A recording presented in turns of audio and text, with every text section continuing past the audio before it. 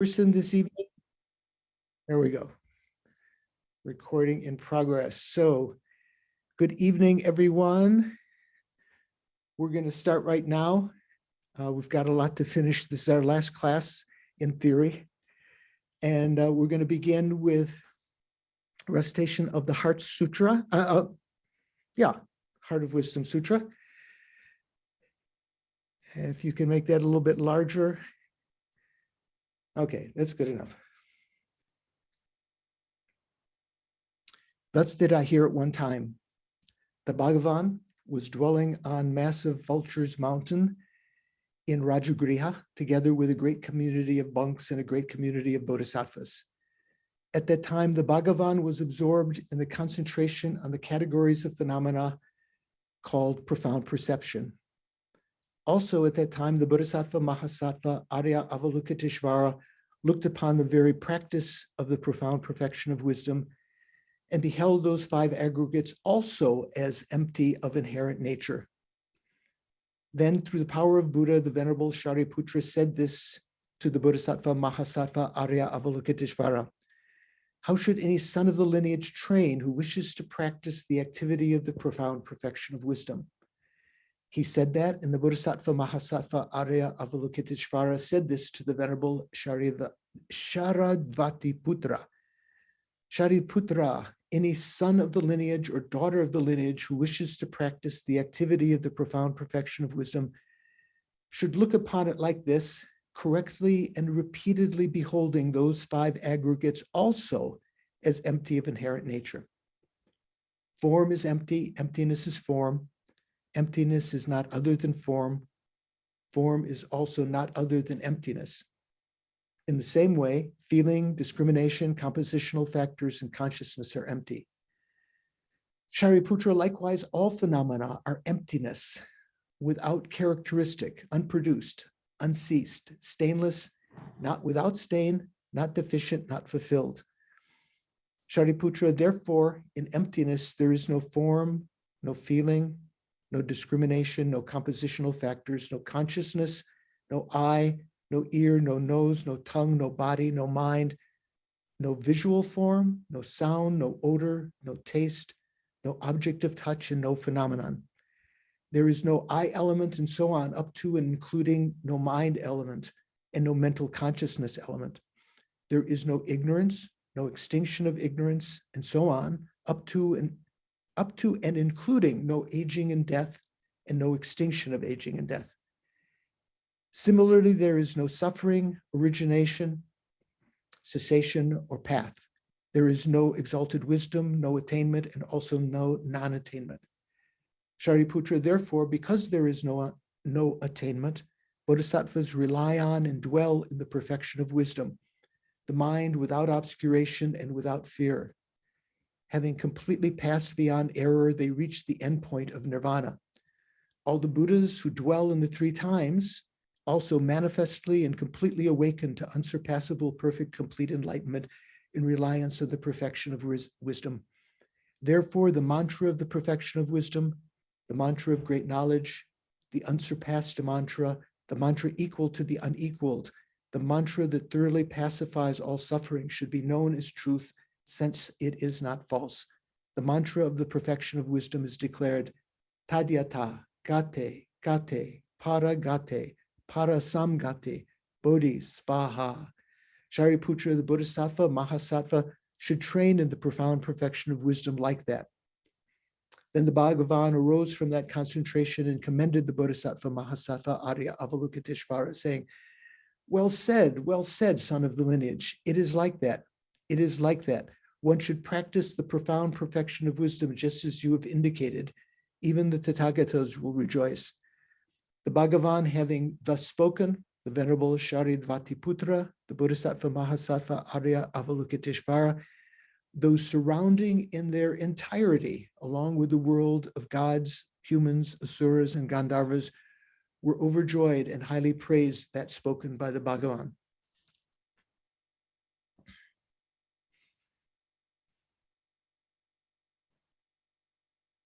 So think,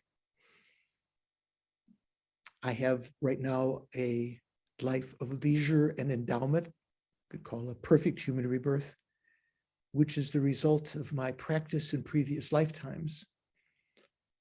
You might say it's not different than the billions of people on the earth, but not everyone has a life that we have now with interest in the Dharma, a certain degree of confidence, or at least hope that the Buddhist teachings can lead us out of suffering.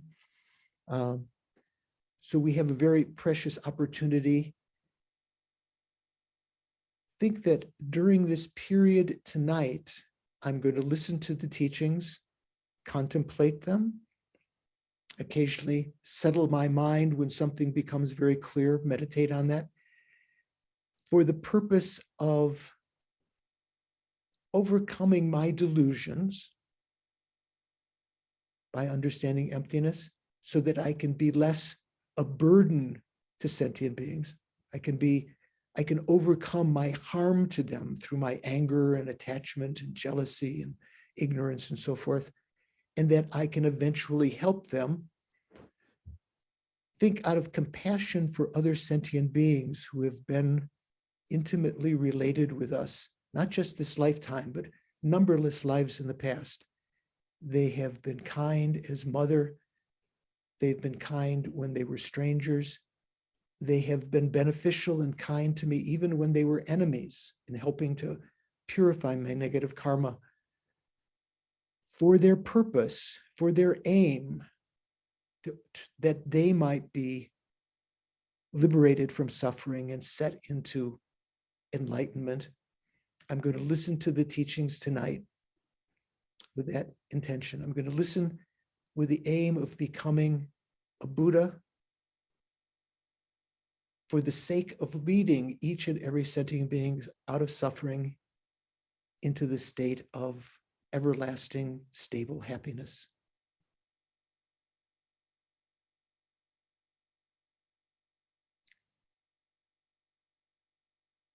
Oh, good to see you. Hello, all. So, we've reached our last class in theory. I say that in theory because who knows if we can't finish tonight. Maybe we have to do one more class, but hoping we can finish on our exploration of this wisdom chapter from the Sacred Words of Manjushri, written by the 5th Dalai Lama. So last time, we had talked about the first 3 essential points, and we just sort of generally gotten to the 4th essential point, establishing that the self is not inherently different from the aggregates, right? Is that more or less what you remember? I think Nadine is nodding. Is that right, Nadine? Oh, okay, good. Okay. So in that section, it says, now you might think that the I and the 5 aggregates cannot be anything but different. The I and the 5 aggregates. So the I that was the object of negation, of reasoning, inherently existent I, cannot be anything but different, because we've already eliminated the possibility that the inherently existent I could be the same or identical to the aggregates, because all sorts of logical fallacies there.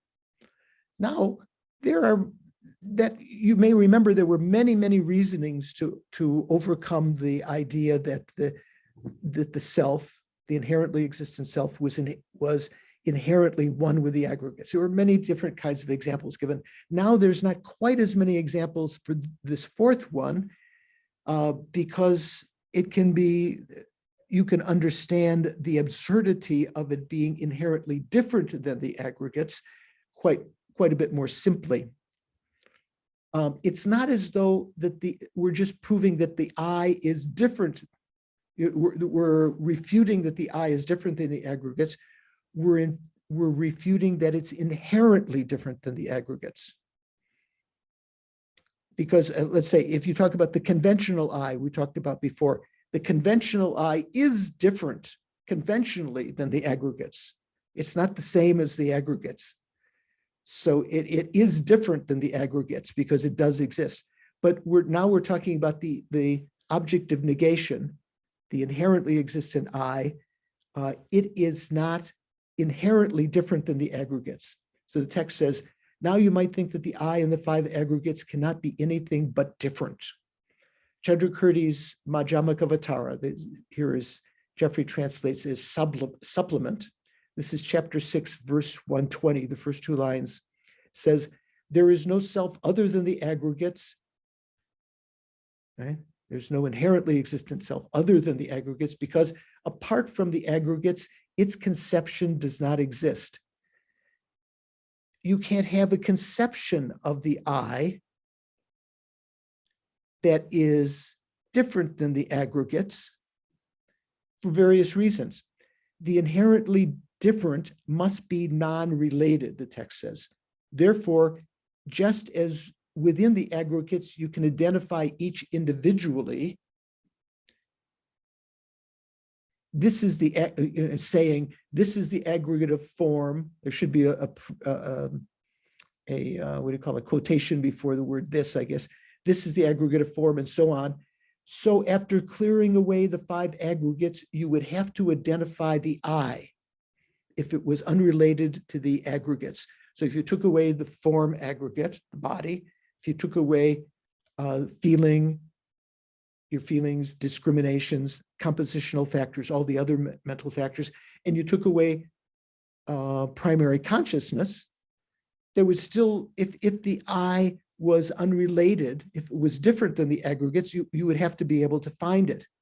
But there's nothing left. The inherently different, something which is inherently different from something else, must be totally non-related. Therefore, just as with the aggregates, you can identify each individually, thinking this is the aggregate of form and so forth. So after clearing away the five aggregates, you would have to identify the I, saying this is the I. However, no matter how finely you analyze, such an I is not at all to be found. Okay, that's one kind of reasoning that can lead to certainty of this fourth essential point, that the I, the inherently existent I, the object of negation, is not inherently different than the aggregates. There's other ways of thinking about it also, as we mentioned before, and I think it will say something here. Say, for instance, if the I was inherently different than the aggregates, if you did something to the aggregates, if you heard unpleasant words, someone accused you or abused you in some way, you wouldn't think, I have been abused, because that I would be unrelated to the aggregates. It would be unrelated to the ear consciousness, unrelated to the mental consciousness that might get upset by hearing something. It is not sufficient for the mode of non-finding to just be a repetition of the impoverished phrase, not found. This is sort of Tibetan rhetorical kind of flourish, impoverished phrase, just saying, I can't find any I. You have to reach certainty about this. You can't, it's not just from the lips. For example, if an ox is lost, or when an ox is lost, one does not take it as true. It does not take as true the mere phrase, it is not in such and such an area. Rather, through searching for it, you have to actually search in the highland, the lowland, the midland of the area, one firmly decides that it cannot be found. Here also, through meditating until a decision is reached, you gain conviction. So this means certainty of this. Chandrakirti's supplement, this is verse 165 of the 6th chapter, says, because there is no object which does not have an agent. You know what that means? Object and agent. Usually when we talk about things, we say the object, the agent, and the action. Okay, say the agent of generosity is a person, or the mind of giving. The object of giving, depends on how you talk about it, can be the recipient of the giving, and the action of giving is the actual giving. Because there is no object which does not have an agent, because of that, there is no mine, that which is owned, without a self, the owner. So this is talking about, when you consider something is yours, like my aggregates or something like that. If the I, inherently existent I, was inherently different from the aggregates, it couldn't think, these are my aggregates. This is my eye, this is my ear, because it would be totally unrelated. Therefore, the view of emptiness, of I and mine, so through the view of emptiness of I and mine, a yogi is liberated. Make sense? Sunny, what do you think? Larry, you had some doubts last week. Does this sound make sense? I missed that last part. Would you say it again? Yeah. Well, it depends on what you meant the last part. If you talk about the I, thinking that there's you're trying to investigate whether this I, as it appears to the mind, the inherently existent I, if it were to exist, it would have to be either one with the aggregates or different from the aggregates. We already eliminated the fact that it was one with the aggregates, many reasonings. Now we're involved with the fourth essential point, showing that it is not inherently different from the aggregates. Because if it were inherently different than the aggregates, the I that you're imagining, it would have no connection with the aggregates. It wouldn't think of the aggregates as being mine, my body, my mind, my feelings, my discernments, my discriminations, my anger, my attachment. There would be no conception of that, because you would be totally unrelated, inherently different, totally in all ways different than the aggregates. Through the view of emptiness of I and mine, a yogi is liberated.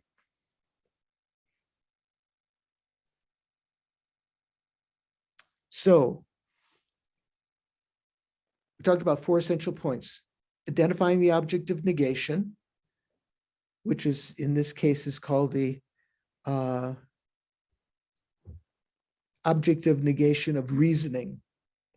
Remember, we said before, there are two other objects of negation, I said, in a sense, that are imputed as objects of negation: the consciousness grasping to that I, and the appearance of the I, the appearance of inherently existent I.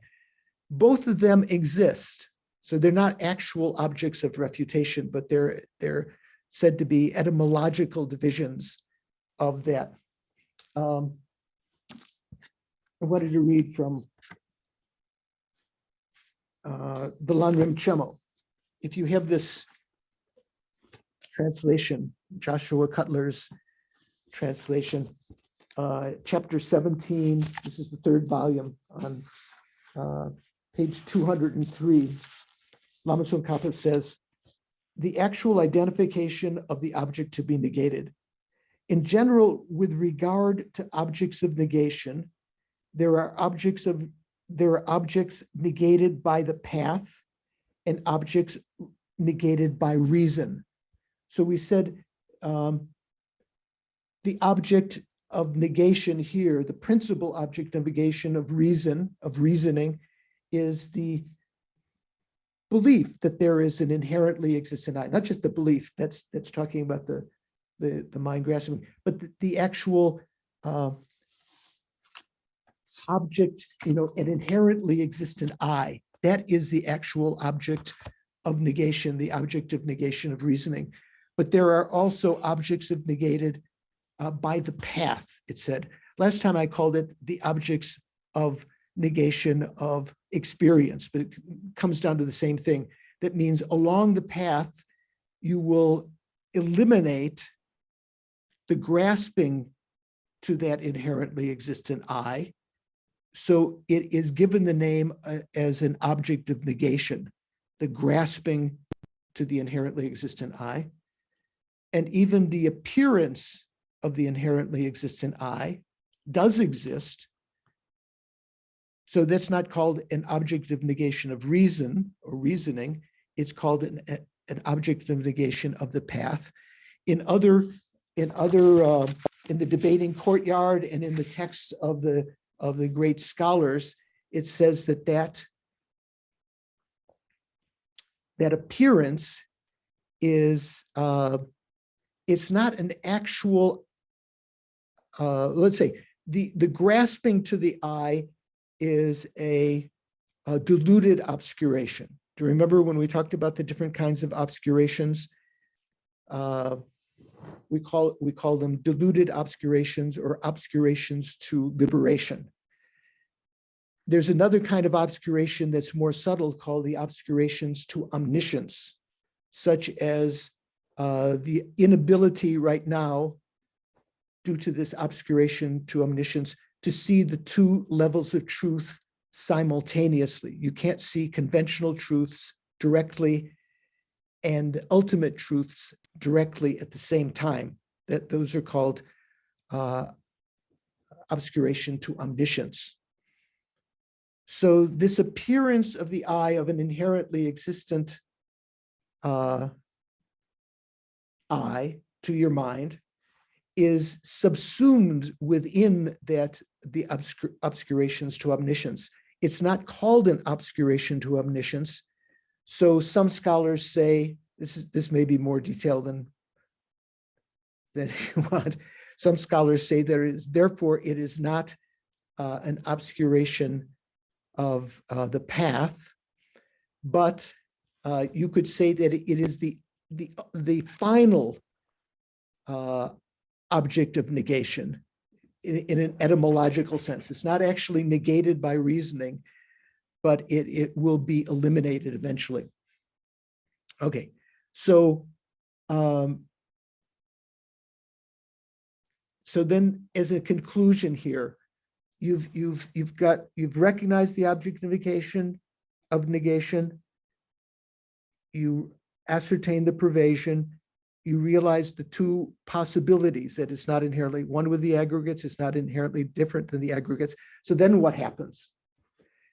When the I, which previous to now seemed to be perceivable by the eye, almost like, and graspable by the hand as a true existent, when that is not found and is just vacuous, just empty, this is said to be the initial finding of the Madhyamaka view. So you've gone through those 4 points, and then you've come to the conclusion. You go back and forth. If it did exist, it would have to be inherently one with the aggregates or different than the aggregates. It's not one with the aggregates, it's not different than the aggregates, but if it did exist, it would have to be one of those two. You keep on repeating this to oneself until it dawns upon you that that thing that was previously thought to exist, here is said as though it could be seen and grasped with a hand and so forth, you realize that that does not exist. That's said to be the initial finding of the Madhyamaka view, that does not exist. Just that understanding, no longer analyzing whether it is one or different and so forth, just that sort of dawning to the mind, oh, it doesn't exist. That itself is an apprehension of what is called the negative phenomena, a non-affirming negation. Nothing is, it is negated. The truly existent I has been negated without replacing it with anything else. That's what's called a non-affirming negation. Further, as was explained before on the occasion of calm abiding, earlier in this book, in the section when it talked about how to generate shamatha, calm abiding, you should practice with the wisdom arising from thought. Sometimes we saw the wisdom arisen from contemplation. What was found initially by the wisdom arisen from hearing, and eventually you will attain the wisdom arising from meditation. What that means is that first, when you read about or hear about emptiness, you develop a certain understanding of what emptiness means on the level of hearing or reading. When you contemplate that, you try to understand it more clearly, you develop a deeper kind of wisdom called the wisdom arisen from contemplation, or here it says thought, risen from thought. You say, could it be like that? It's almost like analytical meditation. As a result of that, when you've reached a conclusion here that the I does not inherently exist, and you hold that single-pointedly, a deeper kind of wisdom arises called the wisdom arisen from meditation. You might say, well, I was meditating before when I was reading, in a sense. I was certainly meditating when I was contemplating, but they're not called the wisdom arisen from meditation. Wisdom arisen from meditation here means when you've reached the conclusion and you hold that single-pointedly, a deeper kind of imprint is made in the mind, a deeper kind of insight arises called the wisdom arisen from meditation. Therefore, this initial generation of the Madhyamaka view is not actual special insight. It's not vipassana yet.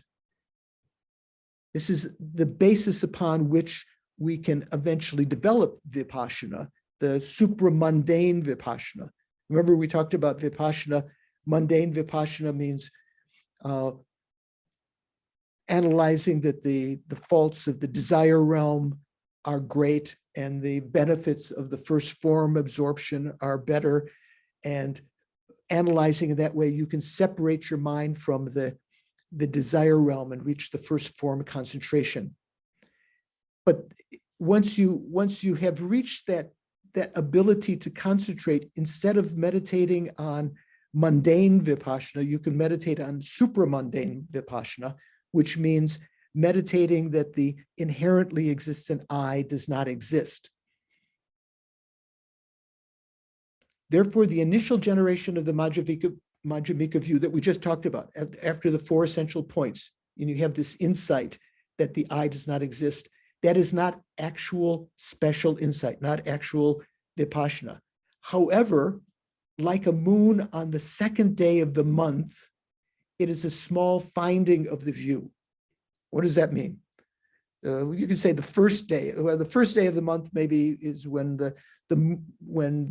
there's no moon at all, right? Second day is like there's just a sliver of a crescent moon, right? Here it talks about the month beginning with the, is it called new moon? New moon, right?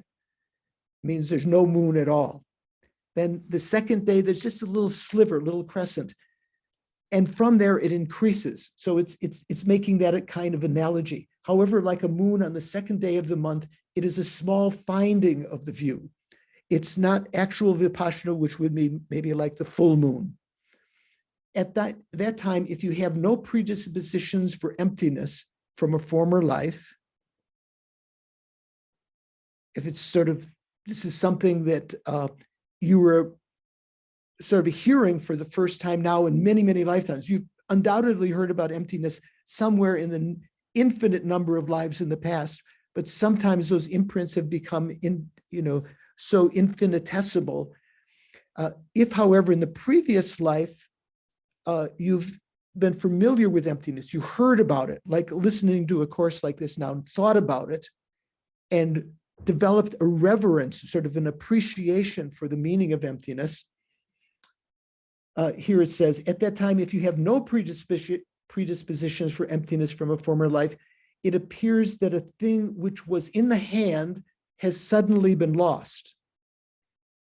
You know, it's like the I that you believed in has been lost. So there's a fear arises.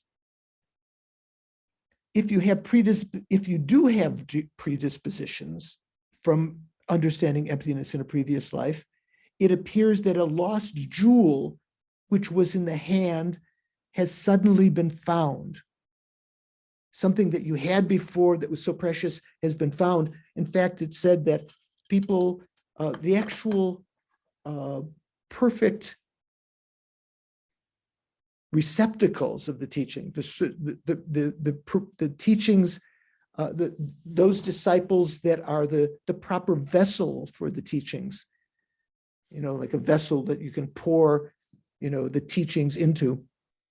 They are individuals that have those kind of predispositions, so that when they hear about emptiness and they have this initial finding of emptiness, it's like they had found a great jewel, sort of, oh, wow, everything's possible. I can escape from samsara.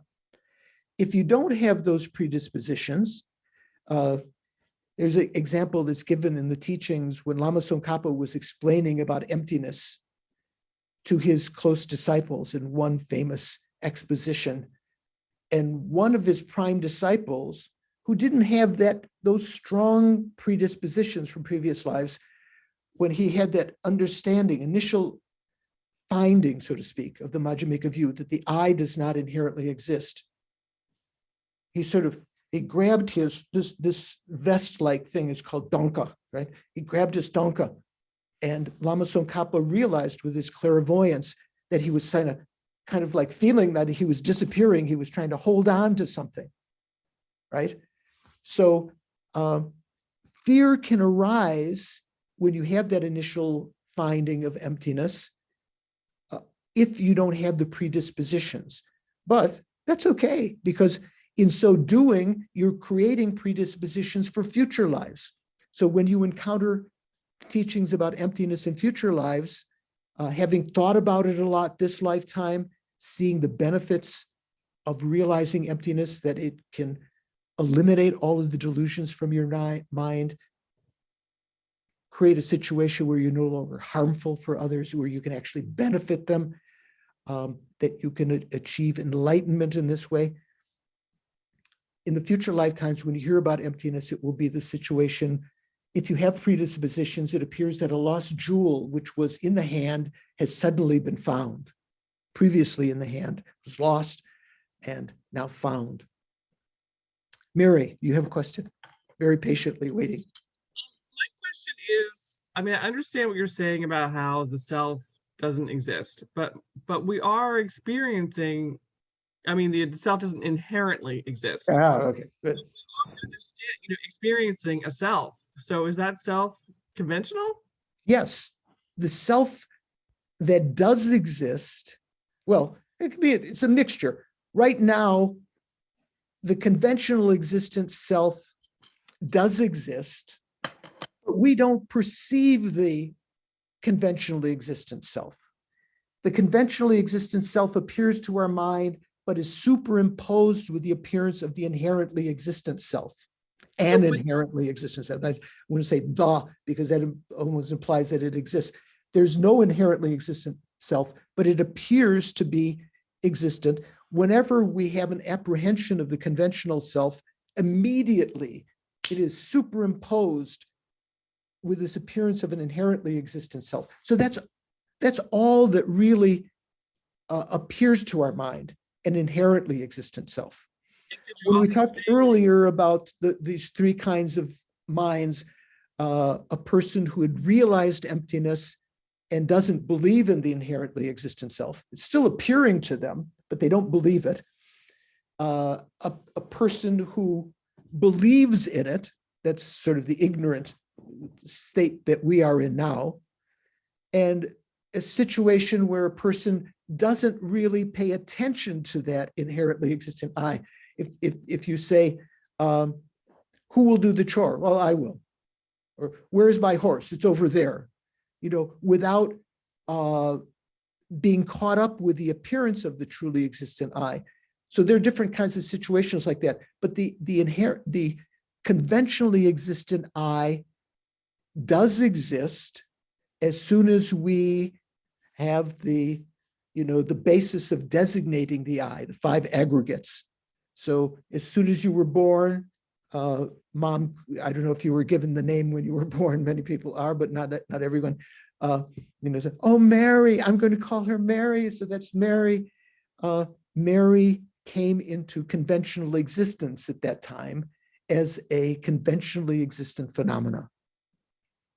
Okay. And could you also say that the conventionally existent self and all your aggregates are a dependent arising? Yeah, any phenomena that exists is a dependent arising. Thank Any you. phenomena that exists is an independent arising. Okay, so then the text continues. After having thus ascertained the view of selflessness, you've reached certainty of this. It's no longer a doubt. It's not a wrong view that the self inherently exists. It's not a doubt leaning the wrong direction, not an equal balanced doubt. It's not a doubt leaning in the right direction that it probably exists. Now you have certainty in this, but it is not necessarily a inferential cognizer. It's not something that is actually realized emptiness. You have certainty about it.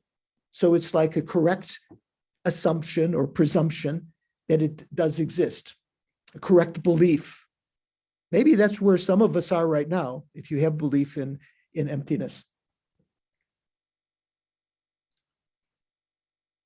After having thus ascertained the view of selflessness, the way of sustaining it is, as was explained in the occasion of calm abiding, earlier in the text when they talked about calm abiding, the performance of the 6 practices of preparation. So what is that? Does anyone know? What are the 6 practices of preparation? Karen, do you know? Snehi, you know, right? I'm just guessing, is that like the Gyatso? Yeah, Gyatso can be translated like this 6, not the word 6, but practices of preparation. Jorwa can be preparation. Cho can be practices. So what it means is first cleaning the room where you're going to meditate, cleaning the area.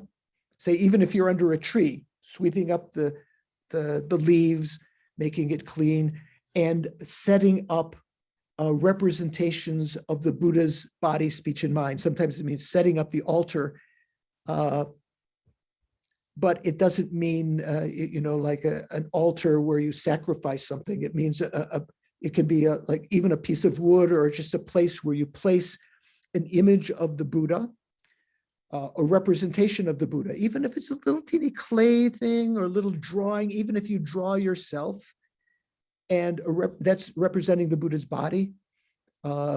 Representation of the Buddha's speech, such as a text. You can put a text there, a Buddhist text, not War and Peace or some other kind of text, but a Buddhist text representing the Buddha's teachings, and like the Heart Sutra. And on the other side, a representation of the Buddha's mind. How do you represent the Buddha's mind? Buddha's mind is formless, right? Snehi, you know about this. What's the representation of the Buddha's mind? I think it's the stupa. Right, the stupa. So when the Buddha passed away and his relics were placed in these reliquaries, the Buddha said that, that his mind would abide there.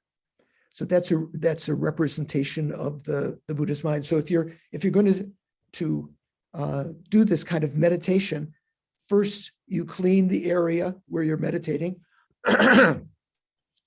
like the great Buddhist saint, large path and small path. You know the story of these Lam Chen and Lang Chung? Nadine, have you heard? Lam Chen, yeah. Adriana, have you heard of Lam Chen and Lang Chung? So there was one of the Buddha's disciples, Hinayana disciples, who had whose birth was problematic. So his mother had prayers made at the junction of 4 large roads, and wise men came, holy men came, and they prayed for the baby, and the baby had no problems being born. Maybe there were some, worries that it wouldn't be born. He became a great practitioner of the Buddhist teachings, and he had a younger brother who was born later, excuse me, who at that time also had some obstacles to birth, and the mother asked for prayers to be made, but the house attendant who had gone out to arrange for the prayers to be made had them made at a junction of some small roads, rather a big junction, where not many holy people would come. And this person was then given the name Small Path, or Lam Chung. Lam means path, Chung means small. And he had some learning impairments at the beginning. He could, if he was taught the alphabet, in Tibetan, if you say the consonants, we say ka, ka, ga, nga, ka, ka, ga, nga, nga, right? So when he was taught ka, if he memorized the first letter, when he was taught the second letter, ka, more aspirated, he would have forgotten the first letter. So he just, it's like, what would you say? Insufferable, when his elder brother, the large path, taught him some verses, when the younger brother, Lam Chung, the small path, was out tending the sheep, he would teach him verses, and he couldn't remember the verses afterwards, but even the other sheep herders who were around there, who just in the distance were hearing this, they memorized the verses. So he was like a really slow learner, right? So after some time, he wanted to become a monk, but it was suggested that he didn't have the imprints to do so. But the Buddha, Shakyamuni, with his omniscience, realized that he did have some karma from a previous life, having been born as a fly that flew from one piece of dung to another around a stupa, right? A reliquary of a previous Buddha, and had some karmic instinct. And so the Buddha taught him a verse to say, he asked him to first clean the shoes, the sandals of the Sangha, to create some merit, and then to sweep the meditation room, and saying, I sweep away dust, I sweep away stain, or I clean away dust, I clean away stain. And in so doing, because of the place of Vihara, the meeting hall of the monks was a holy place, he created virtuous karma in cleaning, and eventually became an arhat himself, So this is a story that's often mentioned in cleaning the room. So when you clean the room, when you clean the dishes, you can think, like this, I'm cleaning away the stains in my own mind and in the minds of all sentient beings. I clean away dust, I clean away stain. And so cleaning the room, setting up the representations of the body, speech, and mind is the first preparation. Then in front of those representations of the Buddha's body, speech, and mind, even if they're very simple, you set up some offerings, like water offerings or flowers or incense and lamps and so forth. That's the second The third is sitting comfortably. It can mean just in a chair, or it can mean in the 7-point posture of Vairochana, and calming the mind. So maybe doing breathing meditation. This is called the third preparation. Then once your mind is calm, you've set a good motivation. You would try to take refuge and generate bodhicitta. Then you visualize the field of merit, which can be very simple. Just the Buddha himself in front, not just the statue. You're in front of the, you've made offerings in front of the statue and the stupa and the text. But now you visualize in front the Buddha, or as behind me, this is kind of like called the field of assembled gurus. See how extensive it is, right? So you visualize that. That's the fourth preparation. The fifth is with respect to that merit field that you imagine in front of you, infused with the actual omniscient mind of all of these beings, you offer the 7-limb puja. Do you know the 7-limb puja? Achafi, is that how you say your name? Achafi? With the hat and the red shirt?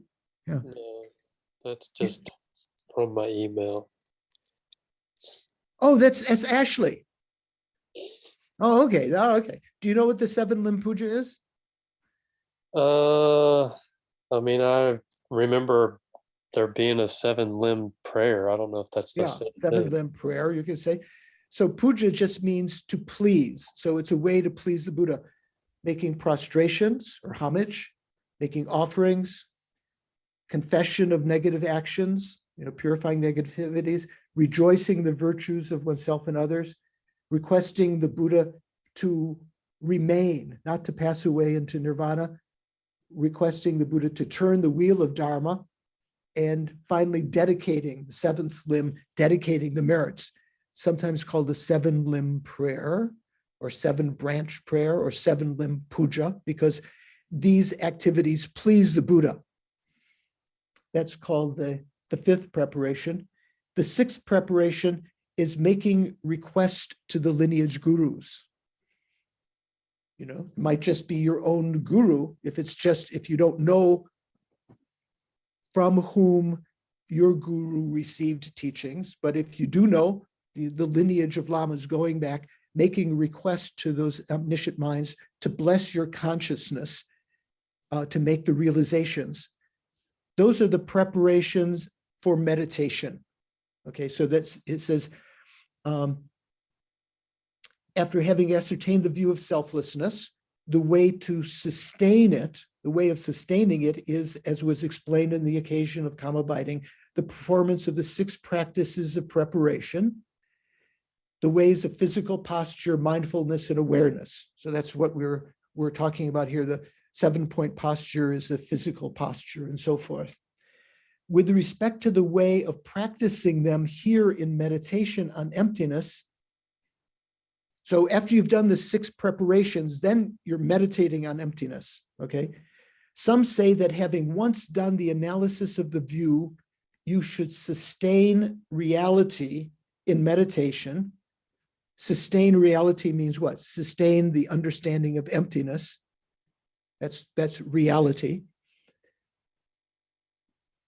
You should sustain reality in meditation without applying the mind to anything. Some say that you should perform stabilizing meditation without further analysis, merely calling to mind the view which was analyzed earlier. So some say that you shouldn't analyze at that point. You should just hold single-pointedly the emptiness that you had ascertained without further analysis. Through many such forms of insight meditation, though many forms of insight meditation, vipassana, have appeared, no special object beyond the mode of sustaining calm abiding is apparent. So what he's saying is that these instructions are not very good instructions, just to say sustain what you'd realized before. So Geshe Podawa, one of the great Kadampa Geshis, wrote some texts. One text that he wrote called The Small Vessel says, some say that at the time of hearing and thinking, so when you're reading or hearing about emptiness like now, and thinking, contemplating upon it, when you were analyzing, you ascertain non-inherent existence through reasoning, like we just talked about, these 4 points, 4 essential points. But at the time of meditation, Podawa is saying, this is what some people say, but at the time of meditation, you meditate only on the non-conceptual. So you have no concepts at that time. Concepts are only, some people say conceptual mind is only done during hearing and contemplation. Now he's going to refute this. Because they thus meditate wrongly on a senseless emptiness, it does not serve as an antidote to conceiving inherent existence. It doesn't serve as an antidote to eliminating that mind grasping to them. Therefore, even during meditation, you should engage in individual analysis through whatever reasoning you have cultivated, such as the lack of being one, inherently existent one, well, here it says one and many, or dependent arising. So one and different, one and many. There's other kinds of analysis where you don't talk about being identical or different, but you talk about being one or many. You know, is a person inherently one or an inherently many? Or through the analysis of dependent arising. So you do use analysis at this point, conceptual mind, and also abide a little in the non-conceptual. So what you do, you kind of alternate. You use reasoning to get certainty, and then when you get that certainty, you hold it for some time until it begins to fade. And then you reason again to revive the certainty of emptiness. And when that certainty of emptiness, that the I does not inherently exist, when that arises again clearly, you hold that single-pointedly. Such a meditation is an antidote to the afflictions. It says antidote of the afflictions. This is how wisdom should be cultivated by those who wish to follow the divine one. Here it says God, Atisha. So Atisha, the great Indian pundit who came to Tibet to revivify Buddhism, sometimes called La, Tibetan word. You could call La means God, like the divine, the desire realm gods and so forth. It could just mean the divine one, someone so spectacular. This is how wisdom should be cultivated by those who wish to follow the divine Atisha and who wish to practice the system of the perfections, the 6 perfections. Further, through gaining familiarity with emptiness of the person, you then will enter into such non-conceptuality.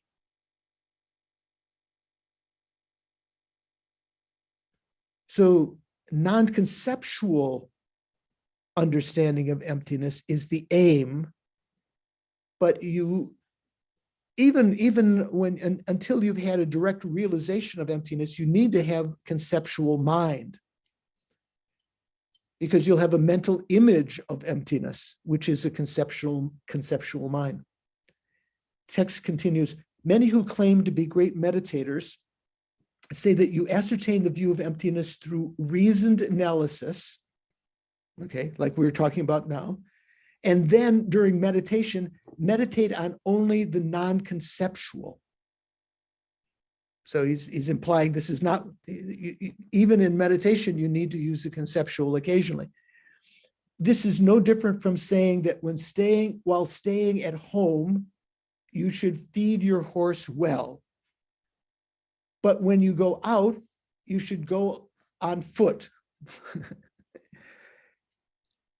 Paul, what's your understanding of that? That's aphorism that's sometimes used. What do you think that means? I have no idea, Venerable George. So he's saying, such talk is only the ugly innards of those who have not understood in the least the essentials of the way to achieve special insight, independence, and calm abiding. So what I think that means is, it's like saying,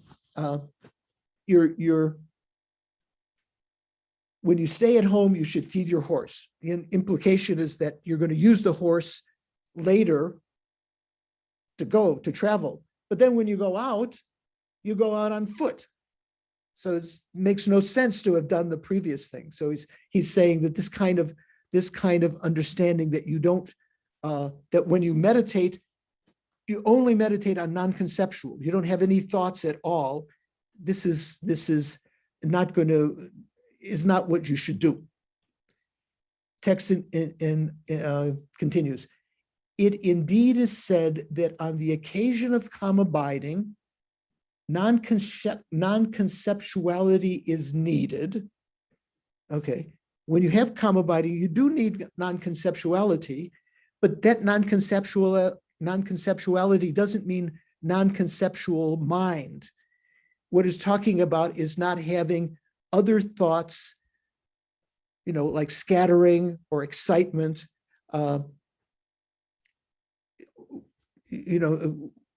different kinds of minds that are included in kind of conceptualizing rather than conceptual mind. These statements mean that the mind should not spread thought to other than the object of meditative awareness, such as the body of a Buddha. So that means when you're meditating with calm abiding on the body of the Buddha, in our case, we're meditating on emptiness, but using the simpler example of the body of the Buddha, you don't let your mind think about other things. Oh, maybe I should be thinking of another Buddha. This Buddha is not good enough, something like that. You just hold the image of the Buddha, which is a conceptual mind. It's a mental image in your consciousness, but you don't let it, what's the word here, spread, toa, sort of elaborate onto other things. If in calm abiding it were necessary to stop all conceptuality, then since the contemplation of an image of the Buddha's body is conceptual, it's a mental image within your mind, it's a conceptual mind, such contemplation would also have to cease. You would have nothing to think about. You had nothing to meditate on. And in that case, you would lose your object of awareness. Still, influenced by a wrong idea based on mistaking the meaning of non-conceptuality. So this is not understanding what non-conceptuality means here. It means not elaborating, letting the mind elaborate on other things, but just holding one thing within the mind.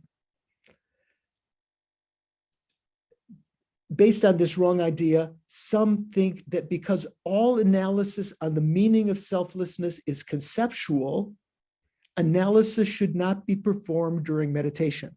So this is a classic wrong understanding of meditation.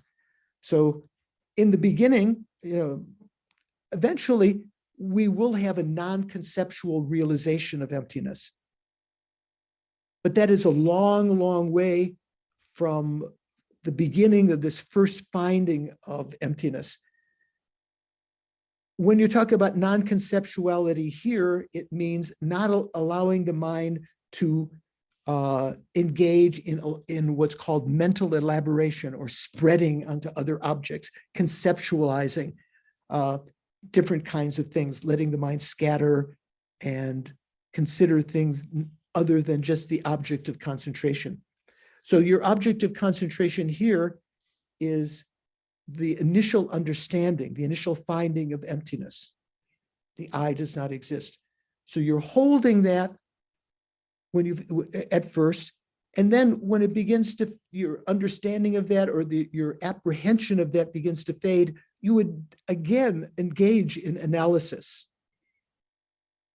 And when you've reached some kind of certainty again about the non-inherent existence of the I, you hold that single-pointedly. This is a sign of not having understood the meaning of calm abiding. The analytical meditation to be practiced is based on analysis through wisdom conjoined with the force of calm abiding.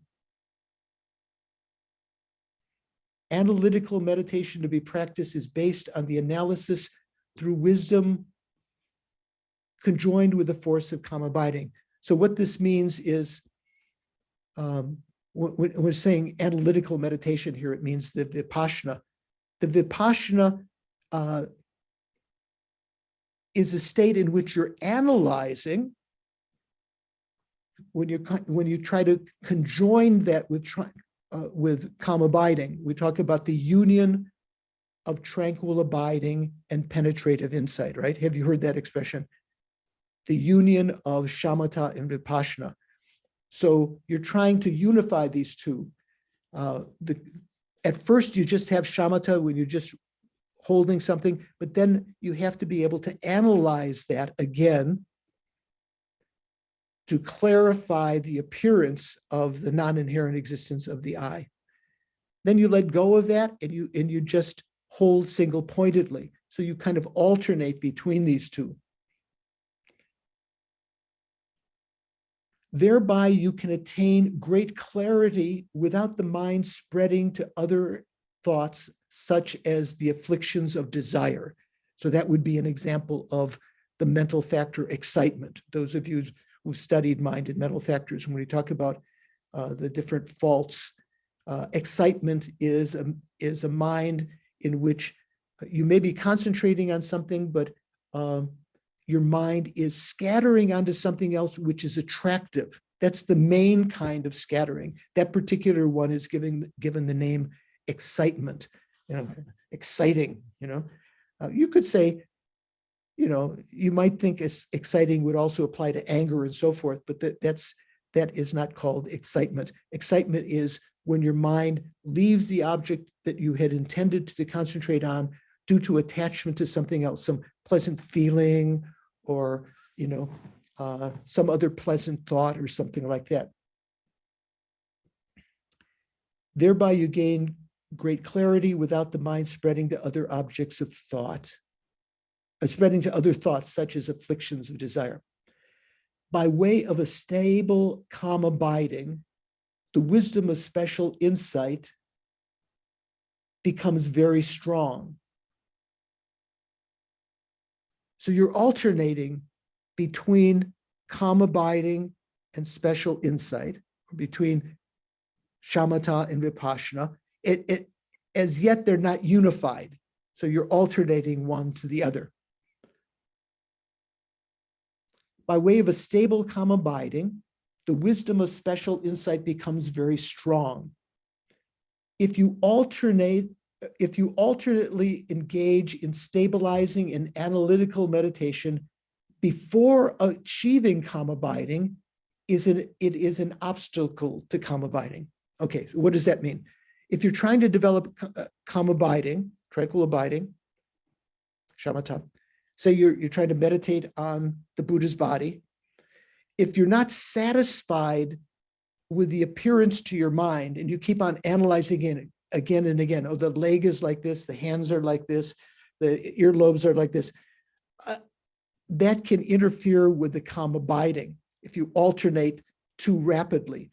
You do need to alternate occasionally, because when you develop a mental appearance of the Buddha's body, or in the case of what we're talking about, a mental appearance of the emptiness of the self, a mental image of that, you hold that. But if you're not satisfied with that and you keep on trying to analyze, that can prevent you achieving tranquil abiding. This is what's talked about here. So Lama Tsongkhapa mentioned in many of his texts about calm abiding, you should be satisfied with whatever appearance you have and hold it until it completely disappears.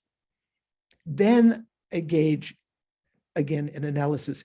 Don't engage in analysis while you're trying to, when you have an appearance and you're trying to tweak it a little bit more. That's the wrong way. After achieving calm abiding, you should do analytical meditation and stabilizing meditation alternately. Okay, that's what we're talking about here. Once you've developed some tranquil abiding, some appearance of that vacuity, the emptiness of the self, then you can alternate between stabilizing and analytical meditation. Stabilizing means tranquil abiding, and analytical means penetrative insight, analysis. After having achieved calm abiding, prolonged strong analysis may harm your stabilization. And at that time, you should alternate to stabilizing meditation. So when you have some stabilization, some calm abiding on the object, if you try to analyze, that can cause, it's sort of like the calm pool of water.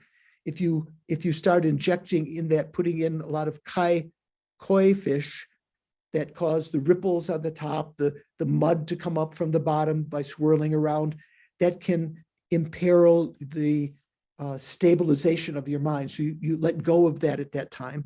But then, and at that time, you should alternate to stabilizing meditation. You should just hold it single-pointedly. If your analysis has caused your mind to become disturbed. Also, if through too much stabilizing meditation, you are not inclined to analyze, you should alternate to analytical meditation. So you have to find a balance between analytical meditation and stabilizing meditation. So what are we talking about here? What's the context? Through the four essential points, you reach a conclusion that the I does not inherently exist. You're certain of that. That's called the initial finding of the Madhyamaka view. And then you try to hold that single-pointedly. Occasionally, as the appearance, the understanding of that non-inherent existence of the I begins to fade, you again analyze alternately, just enough that you get the appearance of vacuity again, the emptiness of the I. It does not suffice to meditate on the meaning of emptiness at the time of analysis, and then at the time of stabilization to set the mind on whatever you remember, such as impermanence or deity's body. So that's pretty clear, right? What you're going to, when you analyze through these four essential points and so forth, and subsequently that the I does not inherently exist, what you then hold your mind on afterwards is the conclusion of that analysis, that the I does not inherently exist. At that point, you're not thinking the I does not inherently exist. All that is appearing to your mind is just the certainty, the vacuity, the mere non-existence of an inherently existent I.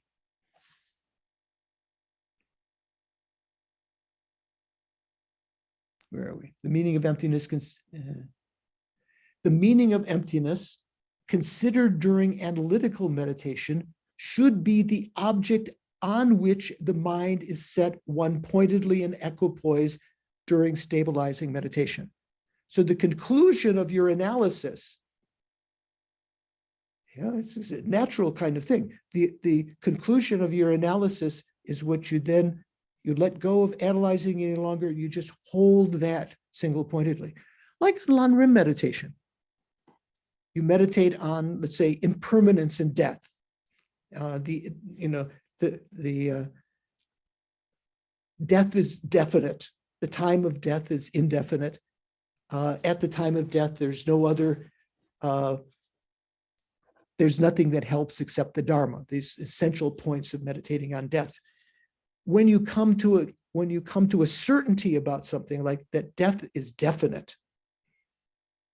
I and all sentient beings will definitely die eventually, right? You hold that conclusion single-pointedly. You no longer analyze with the reasonings that brought about the certainty of the definite nature of death. You just hold that single-pointedly. At that time, you should not think of anything else except that the self does not inherently exist. Just any non-conceptuality is not sufficient. That's pretty clear, right? Ron, I can't tell if you're reading or if you've got a headache. No, I'm reading. You're reading, okay, good. So this is essential point, how to sustain, once you've gone through the four essential points, you've got that initial finding of emptiness, how to sustain that through alternating, stabilizing meditation and analysis. Kamalashila's last stages of the path of meditation. So there are, I think, three, right? Three bhavana krama. Bhavana means meditation. Krama means stages. So bhavana krama means stages of meditation. Kamalashila, this great pundit who came to Tibet, was suggested by Chandrakirti, who was indeed suggested by Guru Padmasambhava, who had come to Tibet. Chandrakirti and Kamalashila are these great Indian pundits who came and explained and codified very much the understanding of what meditation in the Mahayana path is about. So Kamalashila wrote three different bhavana kramas, stages of meditation. One that the Dalai Lama often teaches. What's the most common one? Paul, is it the first or the second? I think it's the second. Second one. First one is, oh, Kristen, also Yuso. Yeah, the second. So the third one goes, they all cover sort of like the same points, but emphasizing different things. So in the third one, or the last, Kamalashila wrote, therefore, in Buddha's excellent doctrine, non-mindfulness and non-contemplation should be viewed as preceded by correct individual analysis. For nothing else except correct individual analysis can cause non-mindfulness and non-contemplation. So this verse is quoted in the Lan Rim and other texts, and it seems like at this point, it's really talking about the same thing. When you're talking about non-mindfulness and non-contemplation, what is this talking about? You're meditating on emptiness, and eventually you will come to a state of non-mindfulness, no need to exert effort to keep something in mind. That's what's implied here. And non-contemplation, implying sort of a non-conceptualizing state of mind. Geshe Zopa's commentary on the Lan Rim quotes this. If you happen to have Geshe Zopa's texts, I think the volume on wisdom, maybe it's the fourth volume, the final volume, on page 583. He translates what we just read there, Kamalashila's thing. He said, then when instructions such as without recollection and without mental activity, which is here translated as non-mindfulness and non-contemplation, non-mental activity is what Geshe is translating it as. When that occurs in the Holy Scriptures, or the excellent doctrine, the Sad Dharma. You've heard of the Dharma, right? We could talk about worldly Dharma. We can talk about the Sad Dharma. Sad Dharma means the holy Dharma, the Buddhist doctrine.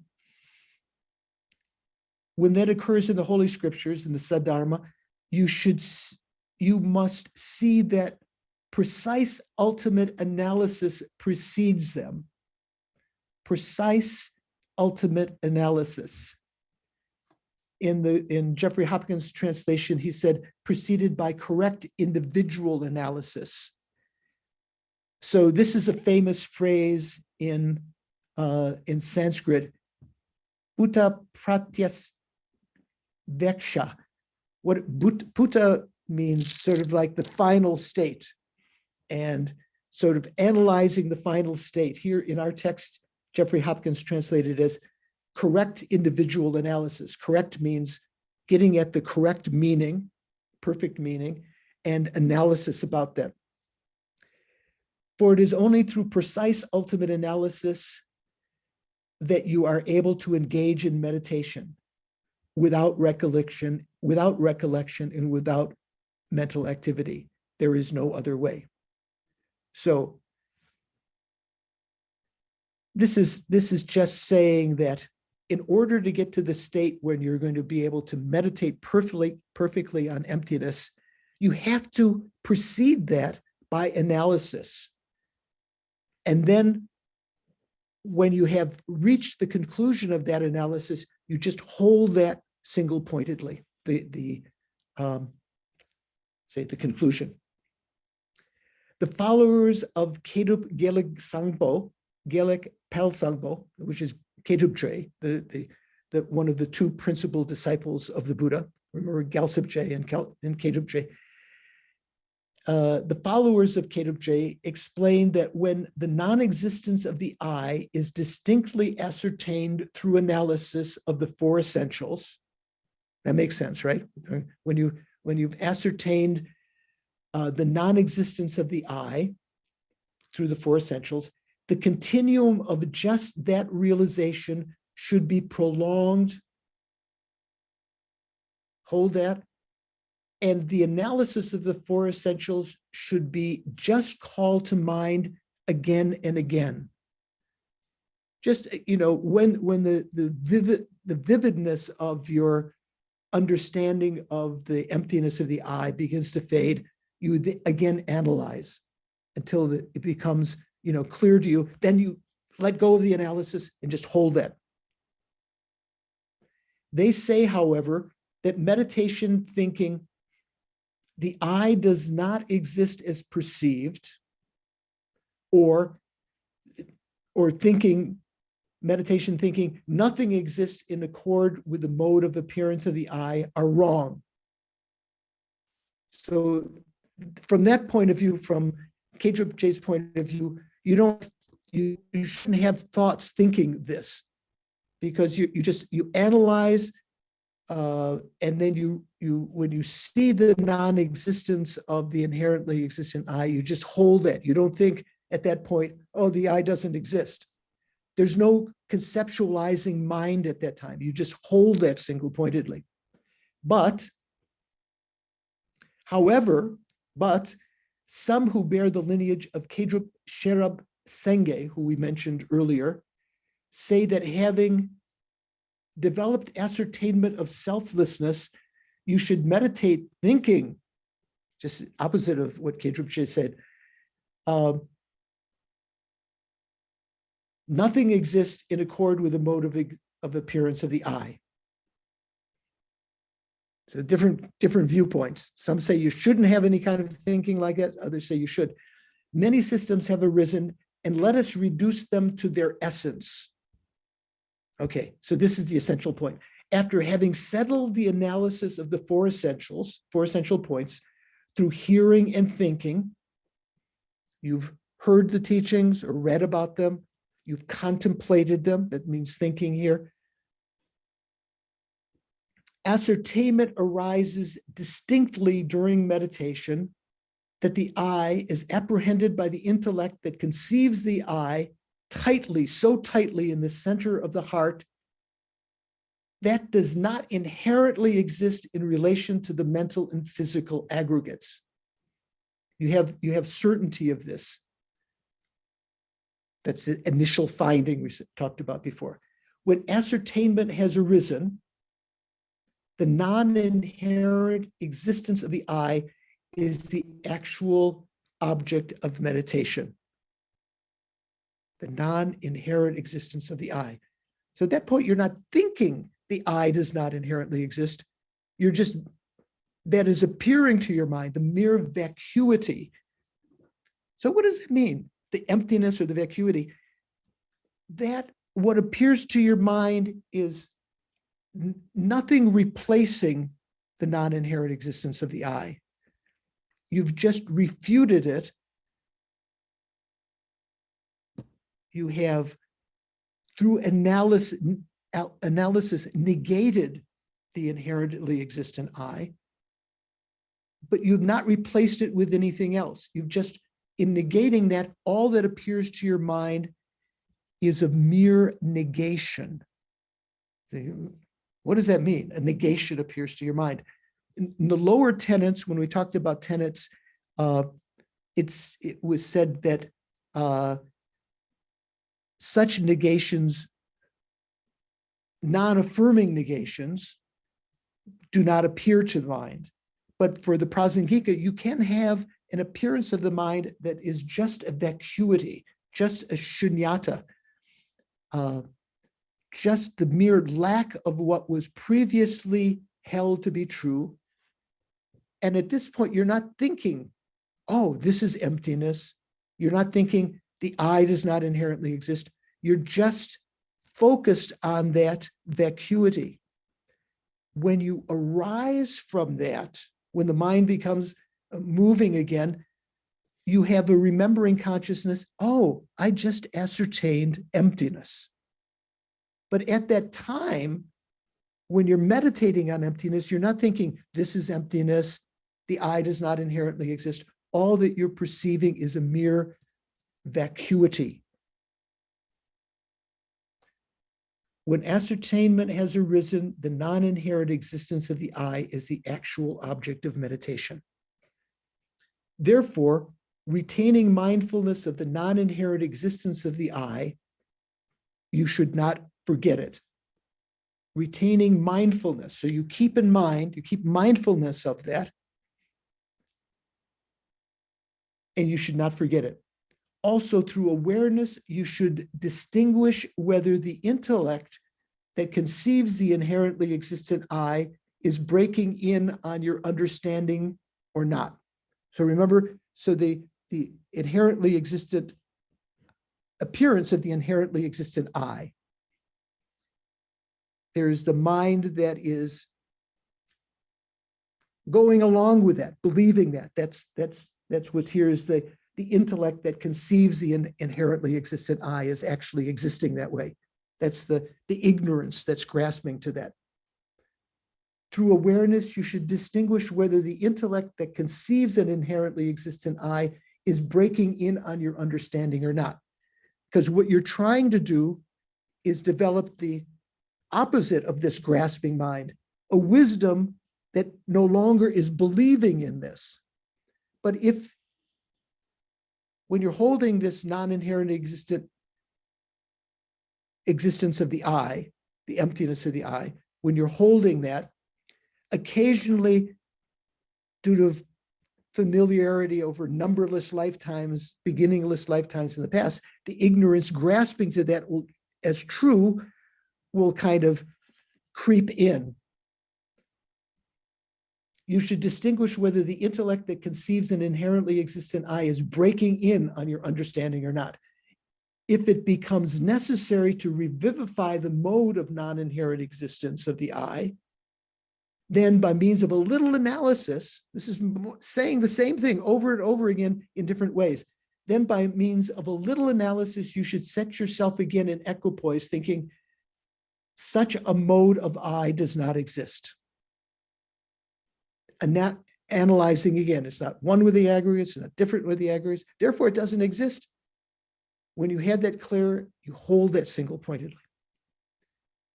At that time, due to the force of past great familiarity with the intellect that conceives inherent existence, familiarity from beginningless lifetimes, the intellect, the mind that conceives an inherently existent I is stronger and more frequent than the realization of emptiness, even though you forcibly practice in accordance with the 9 states of mind of calm abiding. What does this mean? So at the beginning, because of the vast familiarity with grasping the true existence, inherent existence, even though you have set your mind on the emptiness, the mind will still be occasionally grasping to that as inherently existent. Geshe Darge used to say, I think I gave you an example before, when you're in, I remember in kindergarten, grade school, you had poster paper. What do they call it? The stuff you would, in class would be pink or blue or yellow or something you paint on and everything. If you were to take that home, you'd roll it up, put a rubber band around it, take it home. When you want to show your mom, you take off the rubber band, you put it out. But because it's been rolled up for some time, it won't lay flat on the ground, right? You know what I'm saying? It won't lay flat on the tabletop. So like that, our minds have been wound, familiarized, like the paper is familiarized with being rolled up. Our mind is familiarized with with grasping the true existence. So therefore, the thought that I does not inherently exist comes only at intervals. Only when you hold down the paper for some time, take your hands off, and it starts to go up again. So then when you gradually become familiar with selflessness, the conception of inherent existence occasionally interrupts the consciousness of the view that the I does not inherently exist. So you're getting to the point where you've held the paper down for some time and it'll stay there. And then occasionally the edges will start to come up again. You have to press it down again, right? Then after the generation of a thought conceiving inherent existence, it is stopped through just a little mindfulness. You bring to mind again the memory of the non-inherent existence of the I. Thereby, the realization of selflessness becomes uninterrupted. Then, in accordance with the 9th state of calm abiding, you no longer rely on any application and relax your effort, and your meditation becomes a similitude or a small portion of a union of calm abiding and special insight. So those of you who've studied a little bit about calm abiding, we talk about these 9 stages. When you reach the 9th stage, you still have to develop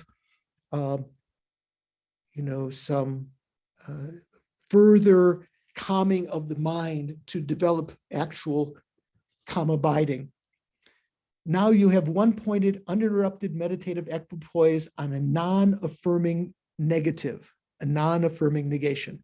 What is a non-affirming negation? The I does not inherently exist. That's a non-affirming negation because it doesn't affirm anything else in place of the I. It just says that does not exist. The object negated in the theory of selflessness. For example, space is assigned or designated or imputed as simply the absence of its object negated, which is obstructing contact in relation to the clear appearance between things. What that means is when we talk about space, non-compounded space, there's different kinds of space. There's the space that you think you see between things. That's called intermediate space, Barnangi Namka. Namka means space, or akasha in Sanskrit, akasha. But the actual meaning of space, the non-compounded space, is the mere absence of obstructing contact. That's not something you can see with the eyes. It's something that you can infer with the eyes. You can infer by moving your hands and seeing that there's no obstruction here. And then you can meditate on that non-affirming negation, the non-existence of obstructing contact. Obstructing contact there does not exist. That's similar to when we talk about emptiness, meditation on emptiness, we say space-like meditation on emptiness. This meditative equipoise on the negative or the negation of inherent existence is the actual way to sustain a space-like equipoise. Why is it called space-like? Because like the non-compounded space, it's merely negating something. It's not something that kind of non-compounded space is not something which is perceivable by any of the senses, by the eyes or the tactile consciousness, because it's permanent. Only thing that your eyes and tactile consciousness and other senses can experience are impermanent phenomena. Just this equipoise is identified as the non-mindfulness or non-conceptuality that occurs when abiding is induced by the strength of analysis itself. This is referring to that phrase a couple of pages before when it talked about, from Kamalashila's text, talking about non-mindfulness and non-conceptuality. So then a question arises. Analysis and diffusion into varieties of thought cannot serve as a cause of non-conceptuality, can it? So the thought is, here there's going to be a quotation from the Kashyapya chapter of the Ratnakutra Sutra, but there's also a quotation in the Prajnaparamita Sutra, similar kind of quotation. So the thought is, how can you reach a non-conceptual state having analyzed something? Analysis seems to be the antithesis of non-conceptual state because it's conceptualizing, right? It's thinking about things. So the Buddha gave the example of a tree. In the hot season, the wind blows, the branches are moved together, and due to friction of the branches rubbing against one another, kind of like the old Boy Scout thing, creating fire by rubbing two sticks together, heat arises, the heat intensifies, and fire can be created due to the rubbing together of the branches. And that fire then consumes all of the branches. Okay, so here that was a simple explanation from the Prajnaparamita. Here the quotation from the Kashyapya chapter. Kashyapya was one of the disciples of the Buddha, right? Kashyapya. So the Buddha is talking to Kashyapya. Kashyapya, it is like this. Tadyata. For example, fire arises when the wind rubs two branches together. Once the fire has arisen, the two branches are burned. Just so, Kashyapya, if you have the correct analytical intellect, it's like the moving of the branches, a superior's faculty of wisdom is generated. That means an Arya being, someone who realizes it directly without conceptuality. Through its generation, the correct analytical intellect is consumed. So you no longer will have an intellectual understanding, you will end up with a non-conceptual understanding, like the tree, the branches of the tree being consumed by the fire. What do you think? Larry, what do you think? I think you make my brain hurt. Oh, okay. Your brain, due to the friction of your thinking, the fire has arisen, but it has not yet consumed the conceptuality, so it still hurts. Okay. Continuing, through analyzing by various intellectual consciousnesses, like rubbing together pieces of wood, a view of emptiness, like fire, so the view of emptiness is like the fire, is generated. Then all the fuel of the intellect is burned. All the intellectualizing is consumed. Just as the wood becomes non-existent, so it is said that your realization becomes non-conceptual. So there were questions in previous classes about how you went from conceptual realization to non-conceptual. So this is one other way of looking at it. So through the wisdom that has been realized, that realizes emptiness, that is like a fire that then consumes the conceptualizing mind. So when you just focus on that, eventually it will consume all of the need for the mind to be conceptualizing, and you will just have a non-conceptual realization of emptiness. Oh, still some time to go here. During the 8th stage of calm abiding, at the point of non-application, Sean, I'm gonna leave questions till the end because otherwise we won't finish the test. During the 8th stage of calm abiding, at the point of non-application, that means you no longer have to apply antidotes because to sinking and excitement, because the mind has become so familiarized. When it is no longer necessary to apply the antidotes to lethargy and excitement, a similitude of special insight is attained. It's not yet actual vipassana, special insight. It's a similitude, similar. Through meditating and sustaining its continuum, you attain a superior pliancy, a serviceability of body and mind that is induced by analytical meditation.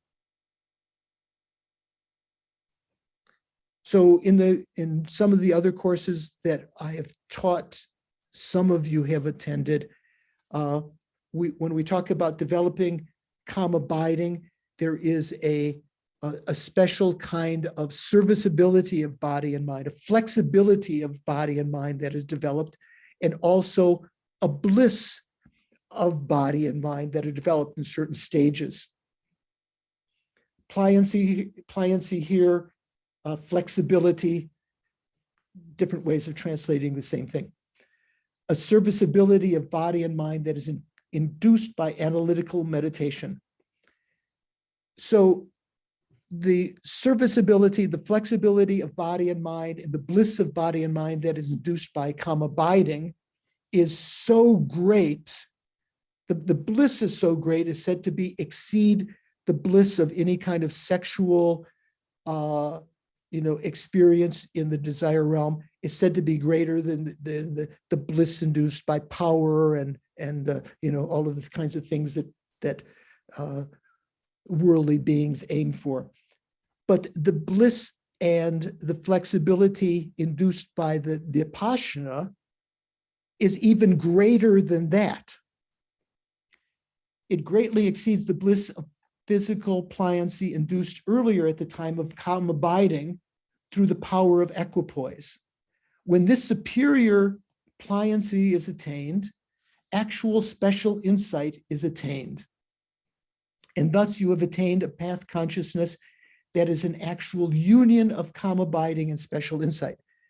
Before this, we were saying there's an alternation between calm abiding and special insight. You analyze, and then you hold that single pointedly, and then when that fades, you analyze again. Finally, when due to this analysis, you develop this flexibility of mind and the great bliss that's induced by it, you achieve a union of calm abiding and tranquil abiding and penetrative insight. On the Mahayana path, that is the demarcation of the path of preparation. So then the Dalai Lama says, raising my neck, I'm going to speak out. I, the 5th Dalai Lama, says that this is the assertion of scholars who bear the pure systems without confusing fish and turnips. Do you know what that means? Confusing fish and turnips? Adriana, you don't know. Fish, sort of long, silvery, white things. Turnips, long, white things. If you're not very smart, you might confuse fish for turnips, right? You get the idea? My father always used to say this, excuse my vulgarity here. When referring to someone who's really dumb, he would say, they don't know shit from Shinola. Have you ever heard that expression? Excuse my vulgarity. So, Shinola is shoe polish, right? Sort of maybe brown or dark black. And someone who's not, confused, they can't tell the difference between excrement and shoe polish. So the same thing here, confusing fish and turnips. Okay. If you wanted to make a modern day version, you'd say, the other one. Many scholars and fools, such as some Sakya and Dak, say that when there is thought, the Madhyamaka view is absent. So this is a famous quotation. This quotation says, when there is thought, the Madhyamaka view is absent. So that the whole point of this is saying that you do need thought sometimes in the Madhyamaka view. If you have thought, it doesn't mean that you haven't achieved that initial finding of the Madhyamaka view. Some say that when there is thought, the Madhyamaka view is absent. So that they're implying that everything, if you have the correct Madhyamaka view, it's only non-conceptual. That is what the fifth Dalai Lama is saying is wrong. They say that to have meditation on the view, there must be no diffusion or collection of the intellect. Some Gelugpas wrongly refute that, saying that the leaping up of small fish of special insight is not possible in the unmoving water of calm abiding. Also, many followers of our own Gelugpa tradition, party, proclaim with a loud voice that the initial position of Sak and Dak scholars and fools is a final essential of the path. Some people say that you cannot have any kind of intellect involved in the Madhyamaka view. However, until you gain an actual view of the space-like equipoise, you must, without losing the force of calm abiding, perform an analysis in which is a similitude of special insight. So until you have the actual vision, actual view of the space-like equipoise, you have to alternate between calm abiding and analysis. So you do need to have thought.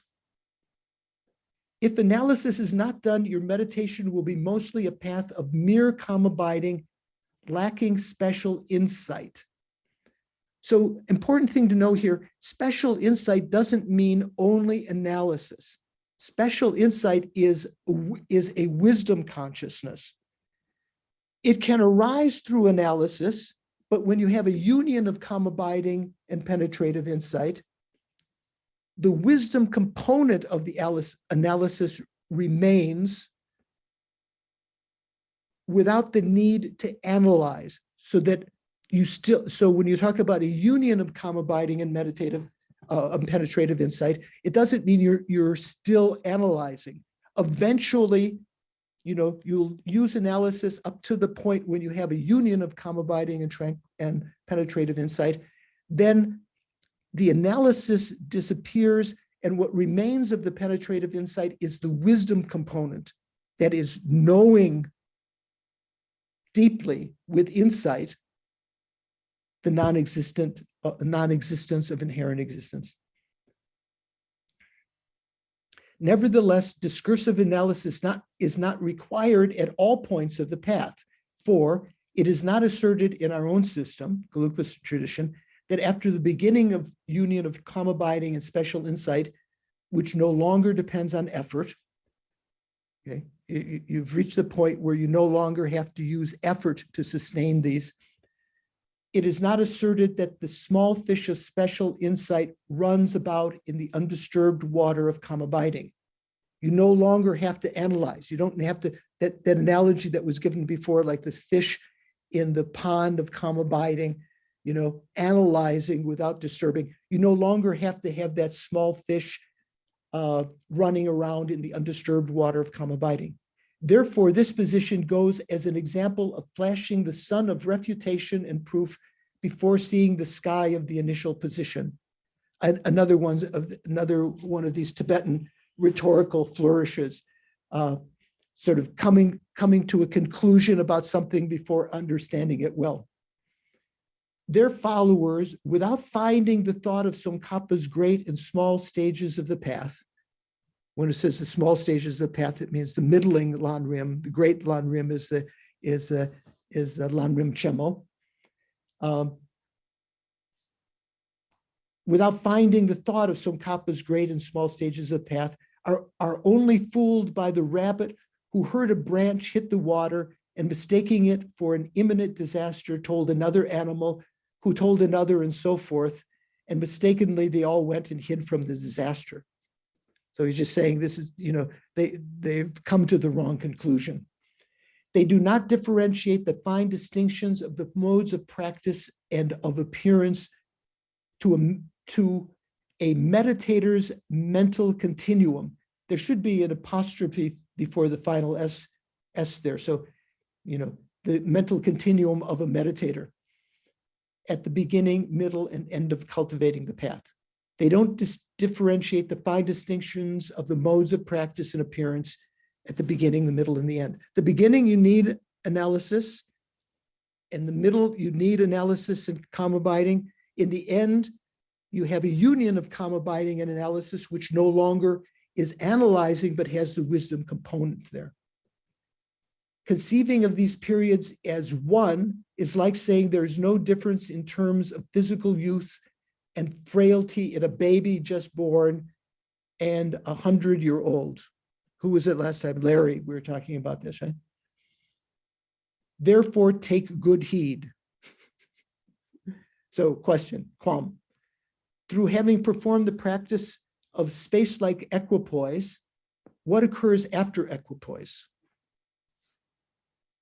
So maybe you've developed this space-like meditation on emptiness. You've sustained it. What happens afterwards? The King of Meditation Sutra says, the Samadhi Raja Sutra says, just as mirages, ethereal cities, magical illusions, dreams, and meditation on signs are empty of inherent existence, all phenomena are known to be likewise. So what follows meditative equipoise on emptiness? Illusion-like meditation on emptiness. After equipoise, the appearance of the mere nominality of an I in place of the negated object of negation, an inherently existent I, should be like a magician's illusion. What does that mean? When you've refuted, inexperience, you have this union of calm abiding and penetrative insight, you've realized emptiness. It's not necessarily a direct realization yet, but you've realized it in an infallible way. You have an inferential cognizer realizing emptiness. That's a union of calm abiding and penetrative insight. When you arise from that, phenomena still appear to be inherently existent.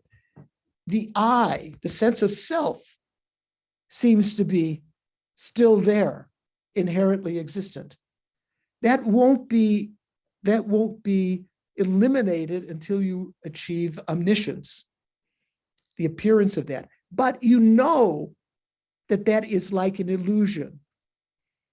In your own experience, you think, oh my gosh, how amazing. I know this doesn't exist, but look, it's appearing there so clearly.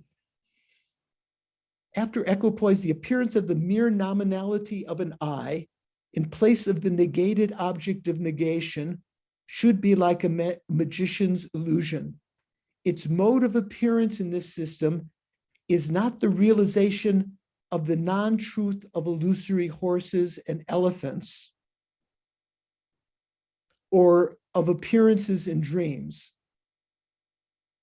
So you can realize going to a magic show where the magician has provided some spell and has some substance and so forth, created the illusion of an elephant. You can realize that they don't really exist, right? You can realize that the appearance is in a dream do not really exist. Its motive of appearance in this system is not the realization of the non-truth of illusory horses and elephants or the appearances in dreams. If that were the case, magicians and mature, learned people would know the Madhyamaka view of illusory appearances. So it's not just realizing that they're not true. Also, the illusions referred to on this occasion do not mean that you, through having practiced the analysis of the view, should not identify the various appearances as being this or not being that. I'm sorry, I've gone over, but I think we can finish. Do you have staying power? Okay. Question, then what are the illusory appearances? Answer, realizing that horses and elephants manifested by a magician are not horses, not real horses and elephants, does not contradict the inherent existence of horses and elephants. Just realizing that an illusion, or a reflection of mirror is not a real face, or that a dream, having won the lottery is not the real thing, does not contradict, does not refute inherent existence of horses and elephants. The glorious Dharmakirti, the great logician, says in his commentary on Dignaga's valid cognition, so Dharmakirti's text is called the Pramana Vartaka, without refuting their objects, they cannot be abandoned. Desire, hatred, and so forth, which are related to the perception of good qualities and defects. Okay, desire related with perception of good qualities. Oh, attractive qualities. Oh, that's nice. Creating attachment. Hatred and anger and so forth related with defects. Oh, that's bad, smells bad. They're stupid, they're causing me problem. I'm getting angry. Desire, hatred, and so forth, which are related to the perception of good qualities and defects, are abandoned by way of not seeing those in the object, not by external means. So attachment and anger and so forth are abandoned by not seeing those inherently existent qualities, inherently existent defects in the things, not by other means, not by external means. To overcome an affliction, it is not sufficient to pull it out like a thorn, that you could just take out the affliction. The misconceived object must be refuted. What's the misconceived object in the case of desire? It's this inherently existent attractive quality. What's the misconceived object in anger? It's an inherently existent faulty thing. It is undeniable that that illusory horses and elephants are seen by an eye consciousness, due to the eye consciousness being affected by a temporary or immediate cause of error, such as a magician's spell, a substance, mantras, and so forth. However, even old worldly beings know that illusory horses and elephants do not exist as perceived. Most people know that the dreams don't exist as they're perceived. Most people know that the reflection of the face in a mirror doesn't exist as a real face. Just so, horses and elephants also undeniably appear to a conventional consciousness to exist inherently due to innate causes of error. But you must know that from the point of view of their own entities, they are empty of inherent existence, like illusions. It is known that a lion manifested by a magician does not exist in fact. So a magician emanates a lion, and that lion goes on to then slaughter an illusory elephant. The illusory how to say, the illusory lion can't slaughter a real elephant, but but if the magician makes an illusory appearance of a lion and an illusory appearance of an elephant, he can cause them to appear that the lion, kills the elephant. But through having manifestly seen an illusory lion kill an illusory elephant, utter certainty that an illusory lion killed an illusory elephant is induced. You can come to that correct conclusion. Illusory lion killed the illusory elephant. Just so a non-inherently existent person appearing to exist inherently, like an illusion, accumulates white and black actions and experiences their fruition, their fructification. So the fifth Dalai Lama says, my Lama, inducement of deep conviction about this is a distinguishing feature of the Madhyamaka doctrine. So what does that mean? From the worldly point of view, things appear to be inherently existent. That appearance of inherent existence is like an illusion. It doesn't exist the way that it appears. Yet the law of cause and effect still functions with these illusory-like appearances.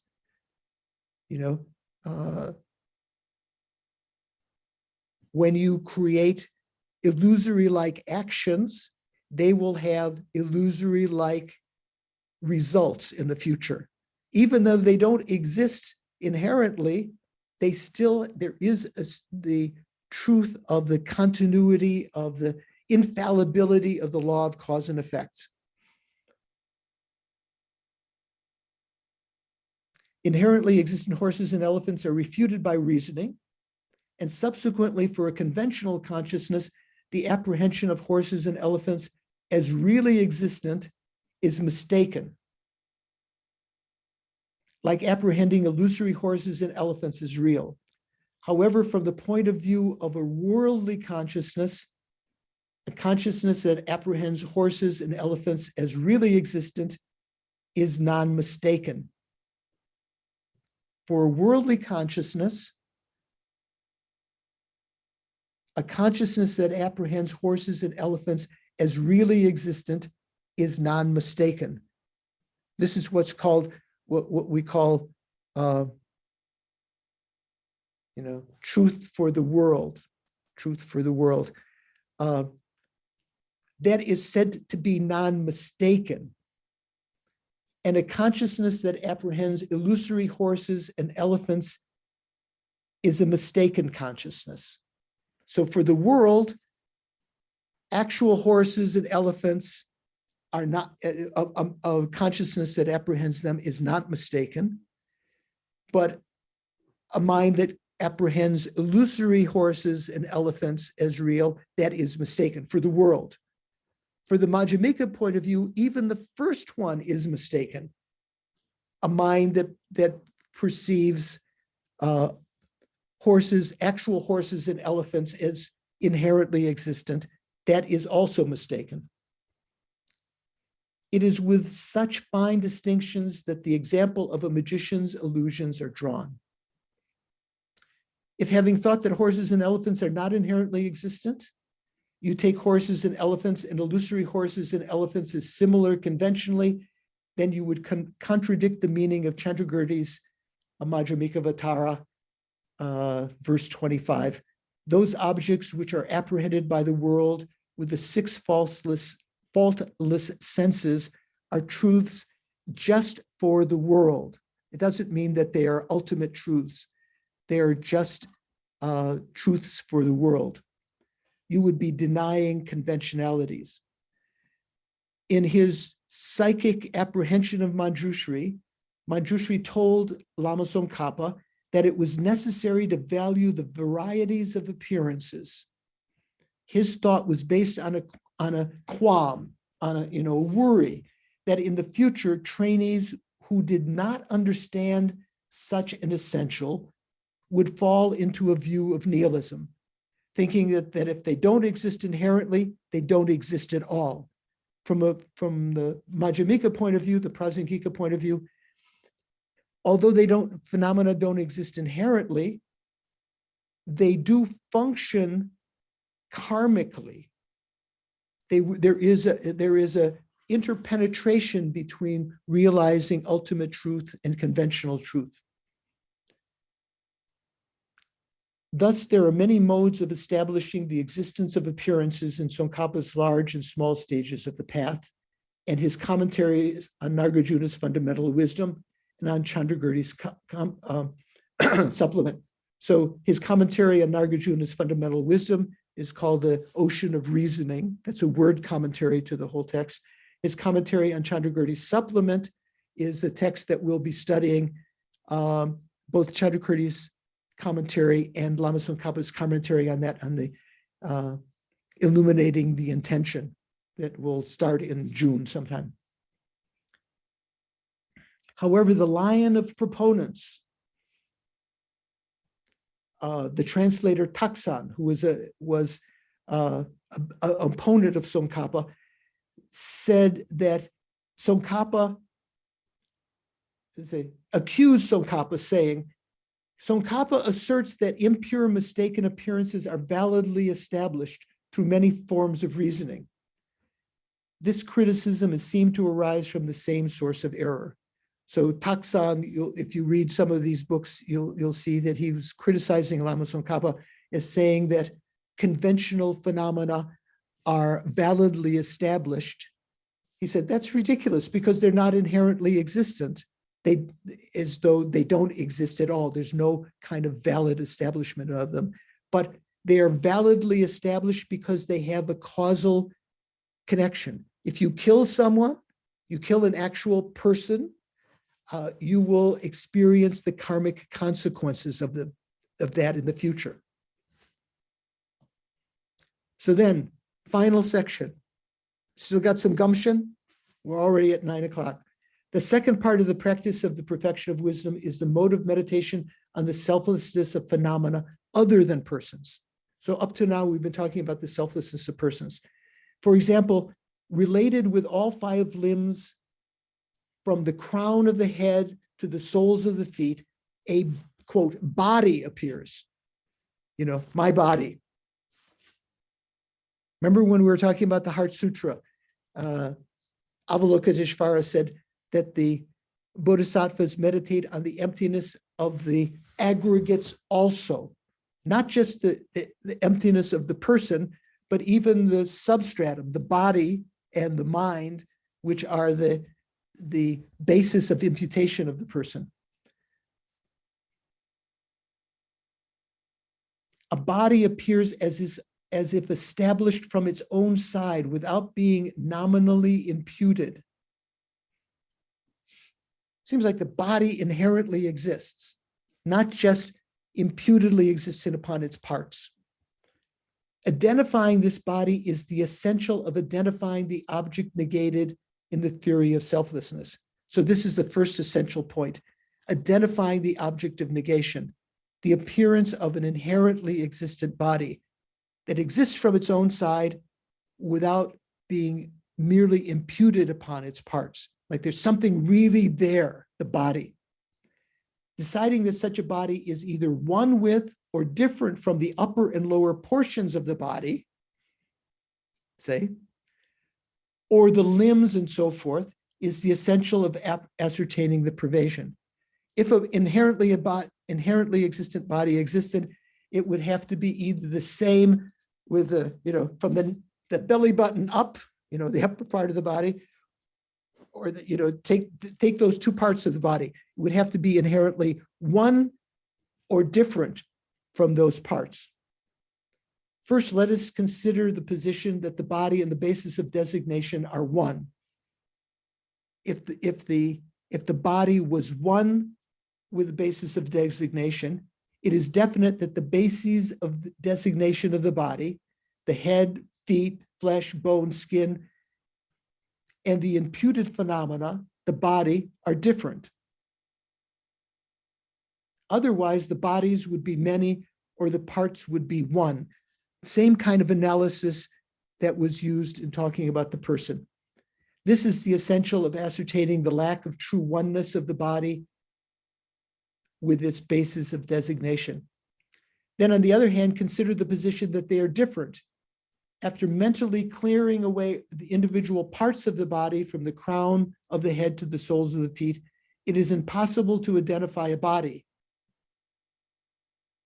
Therefore, aside from the body imputed by thought in relation to the body of all five limbs, there is no body established from its own side. There is no inherently existent body. This is the essential of ascertaining the lack of true difference of the body from its basis of designation. When ascertainment of the selflessness of the body appears, well, you can take, instead of the body, you can take the chariot. You know, you try to find the chariot.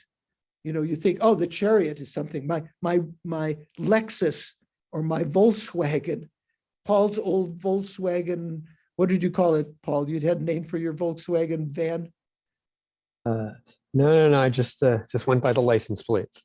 So, you know, my Volkswagen, my Lexus, my Cadillac, my Toyota, whatever, that is just imputed upon its parts. You can't find it separate from the parts. You can't find it in the parts. That's essentially what's being talked about here.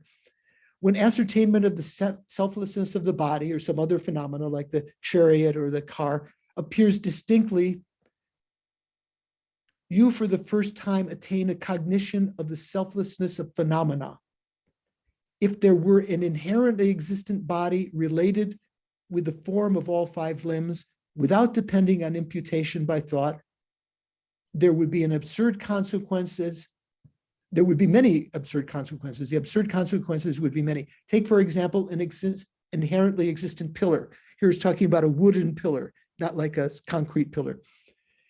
The mind thinking, this is a pillar, would have to appear both with respect to the tree and its branches and leaves when it was still in the forest, and with respect to its state after a carpenter had fashioned it.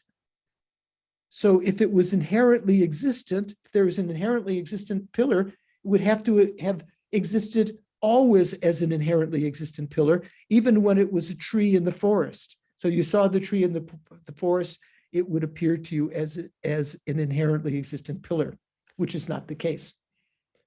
The mind thinking this is a pillar would have to appear both with respect to the tree and its branches and leaves when it was still in the forest, and with respect to its state after a carpenter had fashioned it. Just so, similarly, even though last month's nameless baby is called Lucky this month, why is it called Lucky? This Tibetan, very common Tibetan name, Tashi, right? You know anyone named Tashi? It's translated as lucky. So you could say Tashi here. So last month's baby didn't have a name. This month, you've given the name Tashi. Would have to have appeared at both of these times when the baby was seen, but it's not so.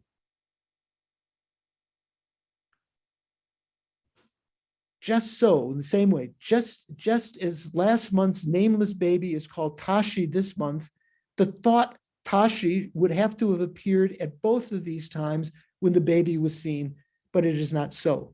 So there's no inherently existent Tashi. Furthermore, mind, mental consciousness, is designated to a relation, in relation to a composite of many parts. Yesterday's consciousness, today's consciousness, tomorrow's consciousness, virtuous minds, non-virtuous minds. To that composition of parts, we give the name mind. So it's comprised of many parts, like the chariot is comprised of parts, like the body is comprised of parts, like the person, the basis of designation of the person is comprised of parts, which are its basis of designation. Also, time is established in relation to a composite of years, months, days, moments, super small moments. Also, if the non-product space is illustrated through many thousands of holes, because each hole has a part of space, space is established in relation to their composite. Why it's mentioning space here is because everything else we've talked about is impermanent phenomena. Now it's giving an example of a permanent phenomena. Even emptiness itself has a conventional component. Emptiness just is imputed upon the non-findability of inherent existence. Through the approach of the four essentials, the Madhyamaka view can be ascertained with respect to any phenomenon. Just as Chandrakirti offers in his clear words, the Prasanapada, the example that when a chariot is burned, its parts are burned, right? If the chariot is burned, the parts are burned. So if the self is realized as non-inherently existent, the conception of inherent existence of the five aggregates, which are its basis of designation, disappears. So if you were intelligent, if you understood the non-inherent existence of the self, which is imputed upon the aggregates, you would also understand implicitly the non-inherent existence of the aggregates. Thereby, the selflessness of phenomena is cognized through the force of having ascertained and practiced well the selflessness of the person. It is not difficult to ascertain the selflessness of phenomena. Aryadeva's 400 stanzas says, the view of one phenomena is explained as a view of all. The emptiness of one is the emptiness of all.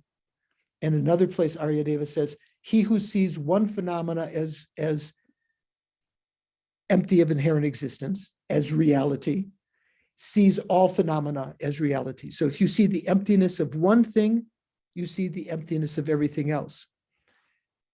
Although there is an individual emptiness of each phenomena, there's an emptiness of my computer, there's an emptiness of my car, there's an emptiness of myself, there's an emptiness of my eyeglasses. Still seeing one emptiness, one is seeing the reality of the non-inherent existence of any phenomena. When one phenomena is cognized as empty, as emptiness, empty of inherent existence, the others are also capable of being so cognized. It doesn't mean that when you realize the emptiness of the person, you are at that moment realizing the emptiness of the car or the chariot, but you are capable of realizing that. Therefore, you should practice selflessness with respect to, for example, a form in accordance with the practice of the selflessness of persons. Thereby, all phenomena ranging from forms to omniscient consciousness will appear non-inherently existent. This referral to forms through omniscient consciousness, there are said to be 100 in the Prajnaparamita Sutra. It talks about 108 phenomena starting from form up to omniscient consciousness. So that's saying everything that exists. In the practice of the high teachers, several examples are given, but if it were necessary to meditate on all phenomena one by one to realize their emptiness, the meditator would first have to achieve the knowledge fund of life without death. You'd have to have infinite life to meditate on every phenomena as being empty of inherent existence. Merely realizing the emptiness of one thing, one can generalize that to the emptiness of all phenomena. If you exist that, at the time of hearing and thinking, making several examples is not sufficient. Please forsake the distractions of pointing a finger at your hopes and qualms and sit still in the tight-lipped meditative stabilization where one is like a hunk of matter. That finishes this text, right? So although this last section, we didn't get a chance to go into details, definitely we will if you're game, if you're courageous, if you like chewing on dry bones, in the coming course starting in June that will last maybe a year or 18 months, we will go over all of these in more detail. but I put more emphasis on the 4 essential points, selflessness of the person. I think we have a general idea of that. I'd like to thank you for your perseverance. Let's make a dedication. I will still remain a little bit longer, but maybe many of you, I know some of you may have to go to bed in Europe, but let's just again think that during this period, we have created some virtuous karma. Even though the actions that we created are not inherently existent, they still do not refute the infallibility of cause and effect. Like say the illusory-like horse or the illusory-like person can create illusory-like actions which will definitely have consequences, karmic consequences. So the virtue that we've created will definitely ripen in the future in illusory-like appearances, maybe illusory-like perfect human rebirth, illusory-like realizations that do not inherently exist. Like in the Heart Sutra, it said, there is no attainment and no non-attainment. There's no inherently existent attainment, no inherently existent non-attainment, Due to these merits, in whatever way they ripen, may they become the cause of my continued spiritual development from life to life. May I develop renunciation, bodhicitta, the right view of emptiness, and for the sake of sentient beings, practice the bodhisattva deeds in order to become an enlightened Buddha, an omniscient being, so that I can effortlessly, spontaneously, and without error, lead all sentient beings out of suffering into stable, eternal happiness of omniscience as a result of these merits. Due to these merits, may I become a Guru Buddha and lead each and every sentient being into that very same state.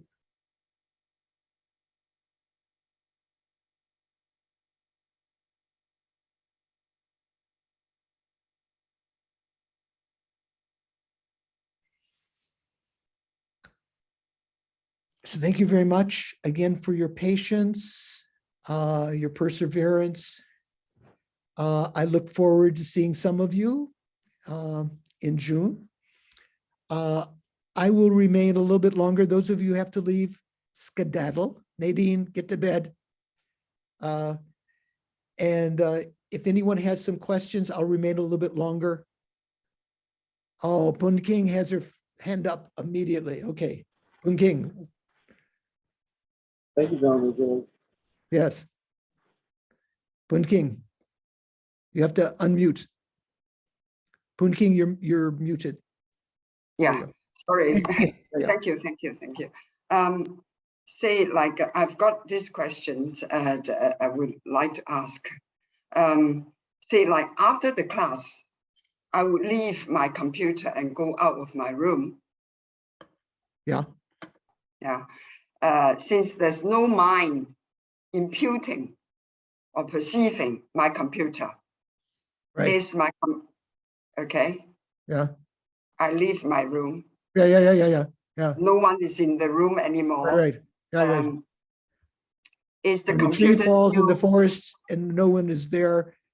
Yeah. Right. Yeah. If it's yes, it's still yes. How does it exist? We not accounting to the Buddha's pervasive mind. See, if we don't. Well, yeah, the omniscient mind perceives it, perceives that, but also God realm beings, pretas, other kinds of spirits perceive it. They have their own perception of it. They may perceive it in a different way that we perceive it, but there is a continuity of that cause and effect, dependent arising, which has no particular appearance, but can be by you imputed as computer, can be imputed as computer by most of the people in Singapore who see it when they do see it. And so there is that continuity of dependent arising, although it doesn't inherently appear as a computer. It is capable of being imputed as computer, and so that your computer still exists. In other words, whatever the conventional objects that we encounter, is the existent would always be the mind imputing it. The existence of conventional phenomena come about through for you. The computer's existence comes about when you conceive of that as a computer. Some person who is not familiar with this kind of technology from some distant country, has never seen it before, they would just see a hunk of, I don't know, black or silver or stainless steel or plastic, whatever your computer is made of. They wouldn't think of it as a computer. So for them, it wouldn't be a computer. But because there is, for you who have familiarity with this object, which was created for the purpose that you use it, and with the thought of it being a computer, that computer is perceived by the omniscient mind that you said you wanted to exclude that possibility, but there are other gods and other people who have clairvoyance and know what you perceive. So there is that continuity of the conventional existence of the computer until it disintegrates. So, right, okay. So whatever the basis, be it computer or anything, perceived by different beings, right. The base is always registered, only be validly registered by a mind, by a consciousness. Yeah. It doesn't exist without being established by valid cognition. So that when we study tenets, we talk about existence as being that which is established by valid cognition. So things exist only to cognition. So if you talked about, it couldn't be a world where there's no cognition, but if you're, where there's no mind, but if it were, it wouldn't be like there were stones or meteors or stars shooting around that no one perceived. It's only in relationship to minds that the existence of phenomena can be established. Right. Okay. Thank you so much. Yeah, Thank yeah. you. Yeah. Thank you. Wow. So anyone else? Maybe it's late. Good, Nadine has gone off to bed. I'm glad to see that. It's like, what is it there? 3:30 in the morning there. Okay, so Snehi. I think Sean had his hand up before. Oh, okay. Somehow you appeared there for, he's taken down his hand for the time being. He's given, being a gentleman that he is, good Southern boy. My question, and I'm not sure quite how to phrase it, but when in the text, when it said the non-inherent existence of the I is the actual object of meditation. And, you have said many times that it is the mental image of emptiness that appears when we're doing our meditation. Right, the mental image appears until we have a direct realization, right? Yeah, but I get very confused about this idea because I think, I am doing my meditation of the emptiness of intrinsic existence on the basis of some object. And even though I can establish that through all these lines of reasoning that there is no intrinsic existence, but there's still that object. Like, why isn't that object still appearing? Like the emptiness of my cup. If I meditate on the emptiness of my cup, but I still have a cup, right, that is still there. right. So I keep thinking, then why is it a vacuity or whatever? Like, what happened to my cup? Right. So the appearance of the cup as inherently existent is as I said, is subsumed among the objects of my mind is blanking.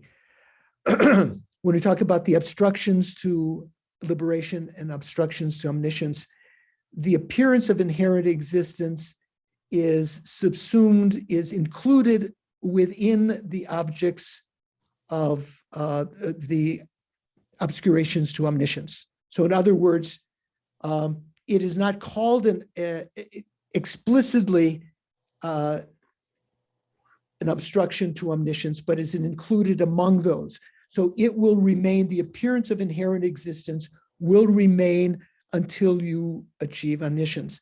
At that time, when you achieve omniscience, to your mind, there would no longer be even the appearance of a conventional cup. The only way that you would know the existence of a conventional cup is by knowing the minds, as the omniscient mind does, knows the minds of all sentient beings. So it knows what they perceive as, and it knows their appearance of inherent existence. So to the omniscient mind, all that appears from their own side, to a Buddha's mind, all that appears from their own side is emptiness. They have a continual, uninterrupted perception, direct perception of emptiness of all phenomena. Of course, every emptiness has to have, it has to be the emptiness of something, right? It's not like emptiness exists in and of itself. So the emptiness that the Buddhists perceive is the emptiness of all of the phenomena that they knew in the past, that they know with their mind, that perceives all of their past existences, and which will know all of the existence in the future after they've achieved omniscience on the basis of all the sentient being, knowing the minds of sentient beings. So it knows indirectly all of the conventional phenomena, and it knows their emptiness. So what happens to the cup when you achieve omniscience? Other sentient beings that are still existing will perceive the cup. The Buddhas will perceive the emptiness of the cup in reliance upon knowing the minds of sentient beings that perceive the cup as inherently existent. They will know that it is empty of an inherent existence. They will know how it appears to sentient beings as inherently existent. Yeah. So when let's say in the time at the end of samsara, well, we could say the end of samsara, when all sentient beings achieve omniscience, are there still stars? Are there still planets? Are there still cups that are left in the rooms of the people who achieved omniscience? That's a question to contemplate about. From one point of view, you would say that there's no longer any conventional existences like that. There would only be the continuity of the memory of those and the understanding of the continuity of dependent arising. that is capable of being conceived that way. Say, for instance, a pool of water is the continuity of a dependent arising. Human beings perceive that dependent arising, and due to their karma, perceive that as liquid. Pretas perceive that same dependent arising and perceive it as, foul, excrement and things like this, according to their karma. And there are various kinds of explanations about this, whether they're perceiving the exact same dependent arising or a certain portion of the dependent arising. But that dependent arising, I would assume, would continue to exist, but it would not be appearing to any sentient being. Once everyone has achieved omniscience, it would not be appearing in any particular way. But because of the dependent arising there, you could say that they could perceive the emptiness of that. They are, they're single, the omniscient minds are single-pointedly concentrated on emptiness, which is the emptiness of that continuing dependent arising, I think. I think I'm going to wait till June. Okay. Thank you so much. Yes, yeah. Sean. So I guess I was still trying to piece this together from, so like you were saying that there wouldn't, like, you can't have perception, or I don't know the best way to describe this. So like the current scientific model would suggest, for example, that there was this big bang, and over time planets formed, suns and planets formed, and then life emerged, and then at some point consciousness kind of awoke. But like from what you were saying, for any of that to have occurred from the beginning, or from that point that we call the Big Bang, there would have had to been some kind of consciousness observing that. But since we can't, I mean, I don't know, maybe you can demonstrate it, but I've yet to meet anyone that can demonstrate an omniscient mind. No, I can't. Obviously, I can't. So, and so, let me stop you for a second. So, from a Buddhist perception point of view, Buddhist point of view,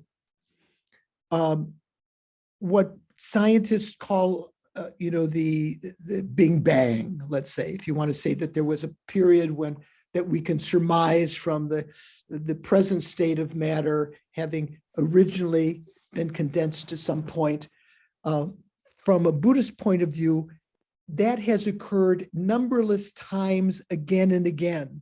A universe will come into existence, it abides for some time, it begins to disintegrate, maybe like all of the matter begins to implode again, and there will be another Big Bang from that particular universe. But there are numberless universes out there that are also experiencing similar kinds of things continuously since beginningless time, as a result of the karma of sentient beings, what we call the collective karma of sentient beings, that dependent arising, that continuity of dependent arising.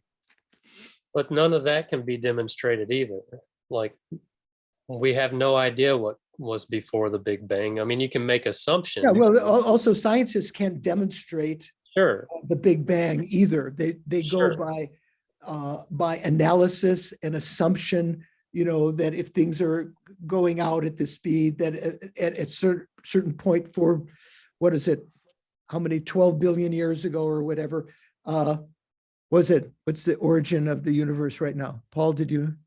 Yeah, it's somewhere between 12 and 20. 12 and 20 billion years ago, that there was some, everything was at one point. So that's, no one can demonstrate that either. That's just, you can say they can demonstrate that, but by logic and, observations now. But in the same way, Buddhism can say that by realizing emptiness, you develop infallible faith in the omniscience of the Buddha, and that his proclamations about the existence of past and future lives can be validly accepted. Even without accepting that, you can actually, as we talked about last time, by in your own experience, looking at the nature of your mind, you can develop a realization of the clear light nature of the mind, that the mind is not material, that it cannot be created from matter, it cannot turn into matter. This is a little bit what we were talking about last time. Once you realize that, which is very difficult to do, to realize the conventional clear light nature of the mind, then you can understand that every instant of the mind has evolved from a previous instant of mind, and that itself will evolve into a next moment of mind, and so forth. That the first moment of mind in the mother's womb was not a result of the union of the egg and sperm, which are material. It had to have a previous continuity of clear light nature. And so one can logically deduce that way that there was a continuity of mind before this first moment of mind in the mother's womb. So there was a continuity of mind in other lives in the past. Same way at the end of this lifetime, the mind will continue on. So although I can't demonstrate that to you, it can be, from a Buddhist perspective, logically proved, maybe you could say to the same extent that scientific, the scientists say that there was a Big Bang or something so many years ago, and they don't know what came before that. From a Buddhist perspective, we have a perception of what came before that. There were other universes where sentient beings' collective karma caused the creation of matter from the void as a result of their collective karma. And that matter, although at that point there were not ordinary beings perceiving it, seeing stars and black holes and everything like that, the omniscient mind was aware of that dependent arising and how it would appear to sentient beings. So it's But how are these these are claims, but if they there's also if they're not scientists, those are claims also. if they're not demonstrable claims, So- how are they any different from Christians saying that, hey, if you don't believe us, you're going to go to hell instead of heaven? Like those are just claims. Like Yeah. Well, also the scientists claimed that there was a Big Bang is just a claim, right? well, but there's evidence to the fact that it somehow, they're seeing, Isn't that a they're claim? observing an expansion of Yeah. the So universe. you can, in your own meditation, you can observe the clear light nature of your mind. You can observe and realize the emptiness of the mind. These are actual observations in the laboratory of your mind. Sure. You don't have to depend on outer kinds of things. And even, right now, people say that, there maybe 10, what did Paul say, 12 to 20 billion years ago, there was a Big Bang. 100 years ago, people didn't have an idea of that. They were talking about a solid state or continual abiding universe and so forth.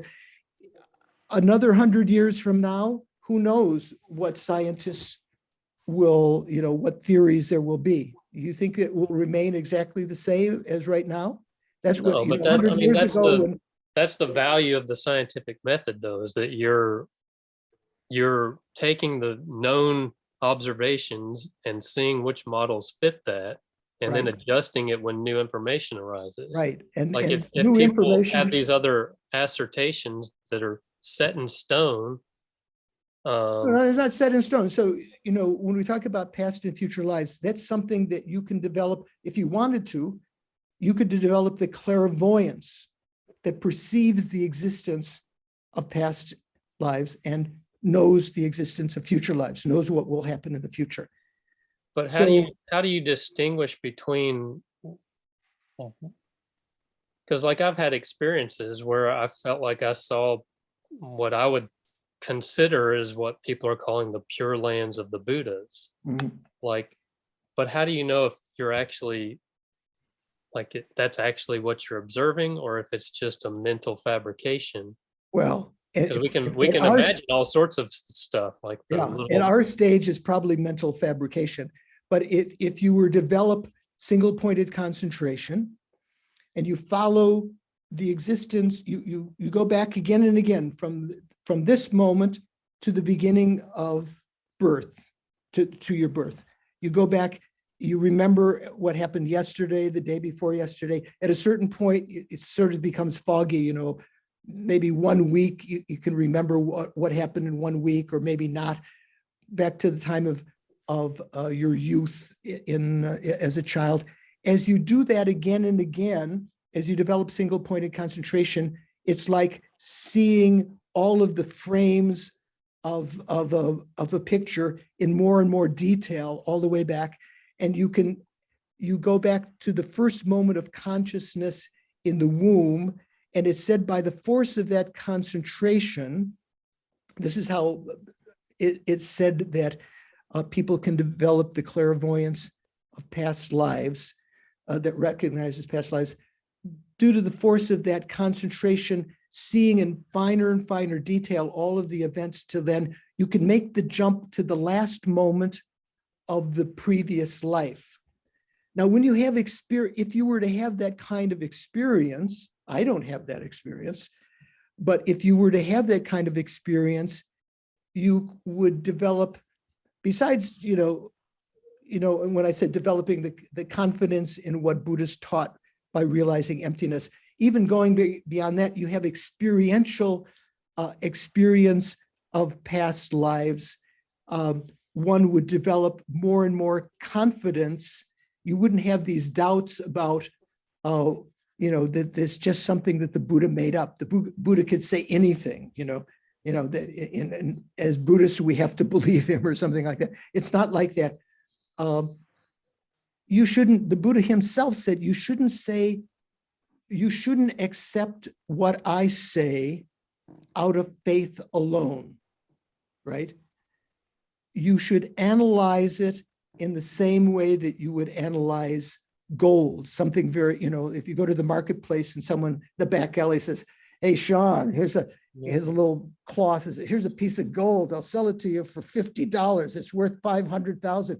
You would rub it on a rubbing stone, you would cut it, you would melt it to see if there are impurities, you would put it in a spectroscope or some other kinds of device to make sure that the molecules or the atoms and the molecules are actually gold. The structure is golden. In the same way, you should analyze my teachings.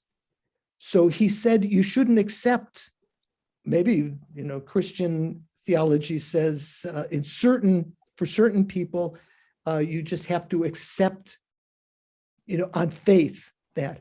So from a Buddhist perspective, you shouldn't accept out of faith alone. That doesn't mean you shouldn't have faith.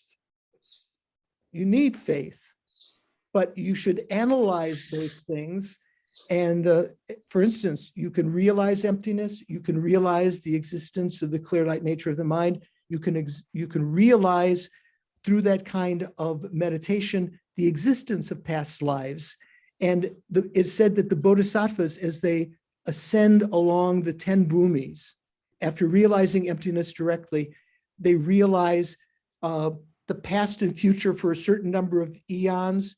And then as they go in a higher level, they realize the past and future for more eons until they achieve omniscience, when they realize the infinite beginningless time and the infinite future, whatever time there is, they realize it directly. So Who am I to say? Yeah, I that's haven't tough. realized I any of mean- those things. For you, it's just maybe like catechism or something that you have to accept on faith. But from the real proof in the pudding is making realizations that change your behavior, realizing eventually emptiness. Once you realize emptiness, it is so shattering to the usual view, even the scientific view of the world, which has a view of inherently existent planets and stars and so forth, inherently existent atoms and so forth. When you realize emptiness, you develop an incredible faith in the Buddha, the teacher who taught about these deeply hidden phenomena that are not amenable to our senses right now. And you develop faith in even the hidden phenomena, such as the existence of past and future lives, not deeply hidden, because you can realize them in your own experience now before achieving omniscience. You develop faith in those that you have not yet realized directly. So it's, it just depends on your karma. You know, if you have experienced the kindness of teachers in past lives that have led you, and you have an imprint of that, a certain kind of faith can arise that there is something beyond just the scientific view of this lifetime. Well, Okay. it's why I still come to these teachings, because I don't know that I buy the scientific view either, but because Yeah. it doesn't match my experiences, because I've had experiences where I felt like I went through death and beyond, Yeah. but I wasn't actually dead. So it's like, or at least I don't, You don't think still alive. So I Yeah. assume I wasn't Right, actually dead. right.